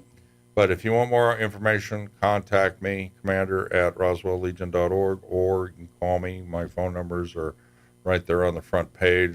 The main number for the post, 575-268-0220. That gets directly to me. I keep playing footsies with Don over here. I got my long legs sticking out. And stuff. Well, he did come from Vietnam. That's true. This man, we got to get to that. Mike, there's something else we got to get to before we get to that. So I want to do Go that. ahead. But please, if you can help out, please, RoswellLegion.org. Check out that website. Reach out. Just gee whiz, we will meet not this Thursday, but next Thursday out at the Chamber of Commerce at 6 from p.m. tomorrow, 6 p.m. Yeah. If you can make it, make it. Yeah, not on Halloween, but next Thursday. No. We'll be talking about a number of topics. Absolutely. Right now, Memory Lawn needs some help. We need volunteers. I know. Big that, shout out to Chaves County Sheriffs and all that. They were doing some cleanup out there over the weekend. I saw some videos that they were. Yeah, he they had brought their some guys- crowbars and a bunch of people were lifting up graves and stuff. So Yeah. I've reached out to Charles to try to coordinate with him, but he hasn't called me back. Apparently, He's pretty busy. vacationing up in the mountains right now. Oh, good. He probably deserves it. He had a rough week last week. Yeah. Well, I saw the video of Harrington being rescued off the top. Yeah, of he had a his rough truck. week too. Maybe he gets the vacation at the week after. I don't know. The sheriff's department has been very lackluster in returning phone calls. So Well, they've been I'm busy. hoping that everything on Veterans Day goes without a hitch. But- Excellent. I do want to mention that the VFW has raised a concern that we may not have enough road closure signs for Veterans Day. Okay. If anybody out there has just a couple of signs we could plop up between 4th and 5th, we just block off 4th and 5th Street just for the ceremony, and then we release them immediately thereafter. Normally, VFW provides those, but the supplier for those signs apparently has The wells run dry. not been responding. So, and that could be for a number of reasons. Sure. But if you got a couple of barricades, Reach out to us or reach out to us. VFW Post Either 121. one, yeah, if we're but, there and to help out. let's get her done. We need the community to help us out here. Absolutely. Shifting gears here, Don's going to put on one of his other hats right now. Bitter Lake Wildlife Refuge has got not their biggest event, but maybe number 2 or number 3. After the parade. Yeah, after Veterans Parade on November 9th. They've got a great annual event out at Bitter Lake on that day too, as well. That's the Cranes and Cocoa. Cranes event. and cocoa. Come out about 3 o'clock or so. Have a cup of cocoa and some cookies, and then we'll have a little talk about cranes from our old friend Jim Montgomery. He's been around in the program for probably 30 years. National honors he's received for his dedication to this. So he'll be doing the talk. He knows a lot about cranes. You should see what he knows about cocoa. I'm just kidding. Yeah, that's right. Yeah, we'll see what he knows about cocoa. Is he cuckoo for cocoa? Yeah, he's cuckoo for cocoa. Yeah. Oh, and these aren't even puffed. So he's cuckoo. Yeah. And then after his talk, just about the time that it's starting to get to sunset and so on, we'll take a little drive around the loop, And that'll be about time they're active before they settle down for the evening. They start coming in about about sunset. They start coming in, so it'll be a nice little. Just quick, gee whiz, how as far as flooding goes, how did Bitter Lake survive all that? Is it apparently it helped? I'm about to say it may have done more good. That was one place it might have benefited from. Yeah, I'm not sure. I haven't talked to them, but the visitor center's fine and all that. Because I just got back. So yeah, that's right. You've been out of town. Out of town. Yeah, that's way out of town. So I haven't talked to anybody out there yet. I will have a meeting tonight. Okay. So with the friends, and we'll get some more. I haven't heard one thing one way or another, so I'm just kind of. But I'm thinking, well, it's a lake and it needed water. It got water always now. needs. Yeah, this time of year we need. But I was a little worried about maybe the visitor center, some of the amenities. No, it's up on a hill. Yeah, it is pretty high up. It rains. It's not like right on the lake proper so, there, so you got to hike a bit to get. I'm looking forward to getting out there and seeing the big ponds filled up. Well, I would imagine, regardless, there will be a lot of service projects in the near future that are going to be needed out there. Oh yes, like probably a lot of debris cleanup and some. That's the biggest part. I'm sure there's some going of to these be habitats that may have seen some damage might need to be cleaned up or restructured or something. Yep. Things like that. Some of these walking trails probably pretty messed up. All those are going to be destroyed. Yeah, and we've already got plans to redo. The big one is the Oxbow Trail. There is a major rebuild of that trail coming up. Okay. They had planned it anyway. So now it just kind of push the envelope a little bit. That's right. We have to get it sooner than later. Very good. So, friendsofbitterlake.org is a great resource for a lot of the information that's going on. And of course, if you're interested in being a volunteer, that's the official organization to do it. Friends of Bitter Lake. They're the ones that Dragonfly Festival. That's all part of that umbrella. Dragonfly. But they do. They're the volunteers that go out and do the service projects out on the trails and things like that. They run the store there at the visitor center. That's a primary source of income for projects for out at Bitter Lake. So, by the way, Christmas season, and want to get some great Christmas gifts. They got some amazing gifts out there. It's beautiful for that. Yeah. And every purchase you're making is going back to Bitter Lake. Right into back into the refuge in some way. So it's a win-win. So we've got cranes and cocoa. We've got the spring cleanup. We've got Dragonfly. So we're active throughout the year. But come on out for this again, November 9th. What time again is everything starting? About 3 o'clock. About 3 p.m. So you after you've done parade and everything, go have lunch and get you a nap, and then head on out to Bitter Lake and you make a full day out of it. Exactly. Watch the parade in the morning and go enjoy the cranes in the afternoon. And I imagine around dusk it'll be perfect time for a cup of cocoa and watch some cranes squawking and doing their thing. and cookies and little talk about how the cranes do, what they do. Yeah, it's a fun event. Trust me. It is. And then make a point to you got to visit Bitter Lake at least once during every season because it's a different experience every time you go. It's going in place. spring is different than going in the winter, and it's different than going in the fall. That's certainly different than coming in the summer. Yep. Anything else we need? Legionnaire stuff. RoswellLegion.org is their website to anything with Veterans Day, disaster relief funding, anything like that for resources, scholarships. If you're interested in that, there's the applications on the website on there. Too, right. Wreaths Across America, the link for that. Now, the direct link is on our page. So if you don't want to cut through all the got to find Roswell and all that stuff, go to our page, click the direct link there. Also, on that direct link, there's links to read up more about their stuff if you want to read that as well, too. But when you do go to donate, go back to that direct link, and that way you don't have to worry about making sure you didn't send it to Georgia or something. Yeah, and it is important to get these wreaths out on these veterans' graves. We've got to honor our veterans. I had a number of calls this year. It was just hilarious wanting to know where to drop off stuff for disaster relief, and I was giving them the addresses and stuff. They're like, I don't know where that is. And we get to talking, and they're looking for Roswell, Georgia. Well, I said, just pick American Legion post in Roswell and take care of it. I don't think they had a flood in Georgia, but all right. No. Of course, they may be dealing with the hurricane. Who knows? They did get some flooding earlier. They may be dealing with hurricane. Yeah, the hurricane came through. It spawned a bunch of tornadoes and went right through Georgia. My kids are living in Georgia. It just dawned on me. I was like, oh, yeah, they may have been impacted by the hurricane. They're on that side.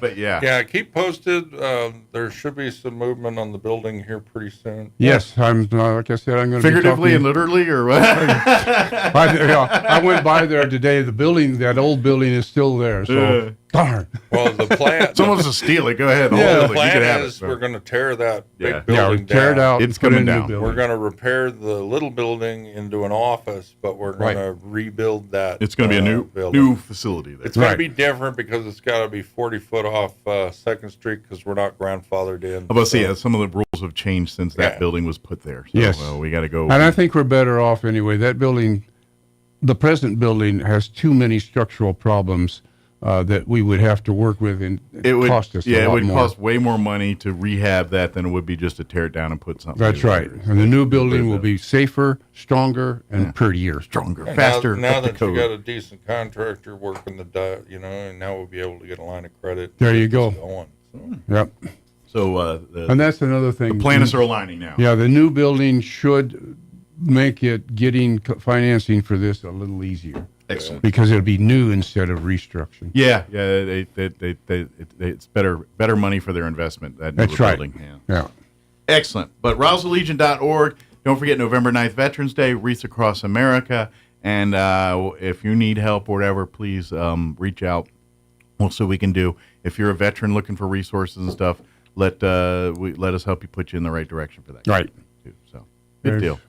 Well, thank you, guys. I'm sure you got, like I said, 12 other things to knock out here when you get out of here. So let's do that. Right now we're dealing with a memory long issue.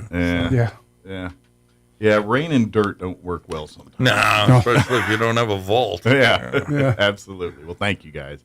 We appreciate you, and we'll see you next time here. All right, Thank you, Mike. All right, 9:57. Let's pause for local news update. Quick break before they kick me off the radio. Don't go away.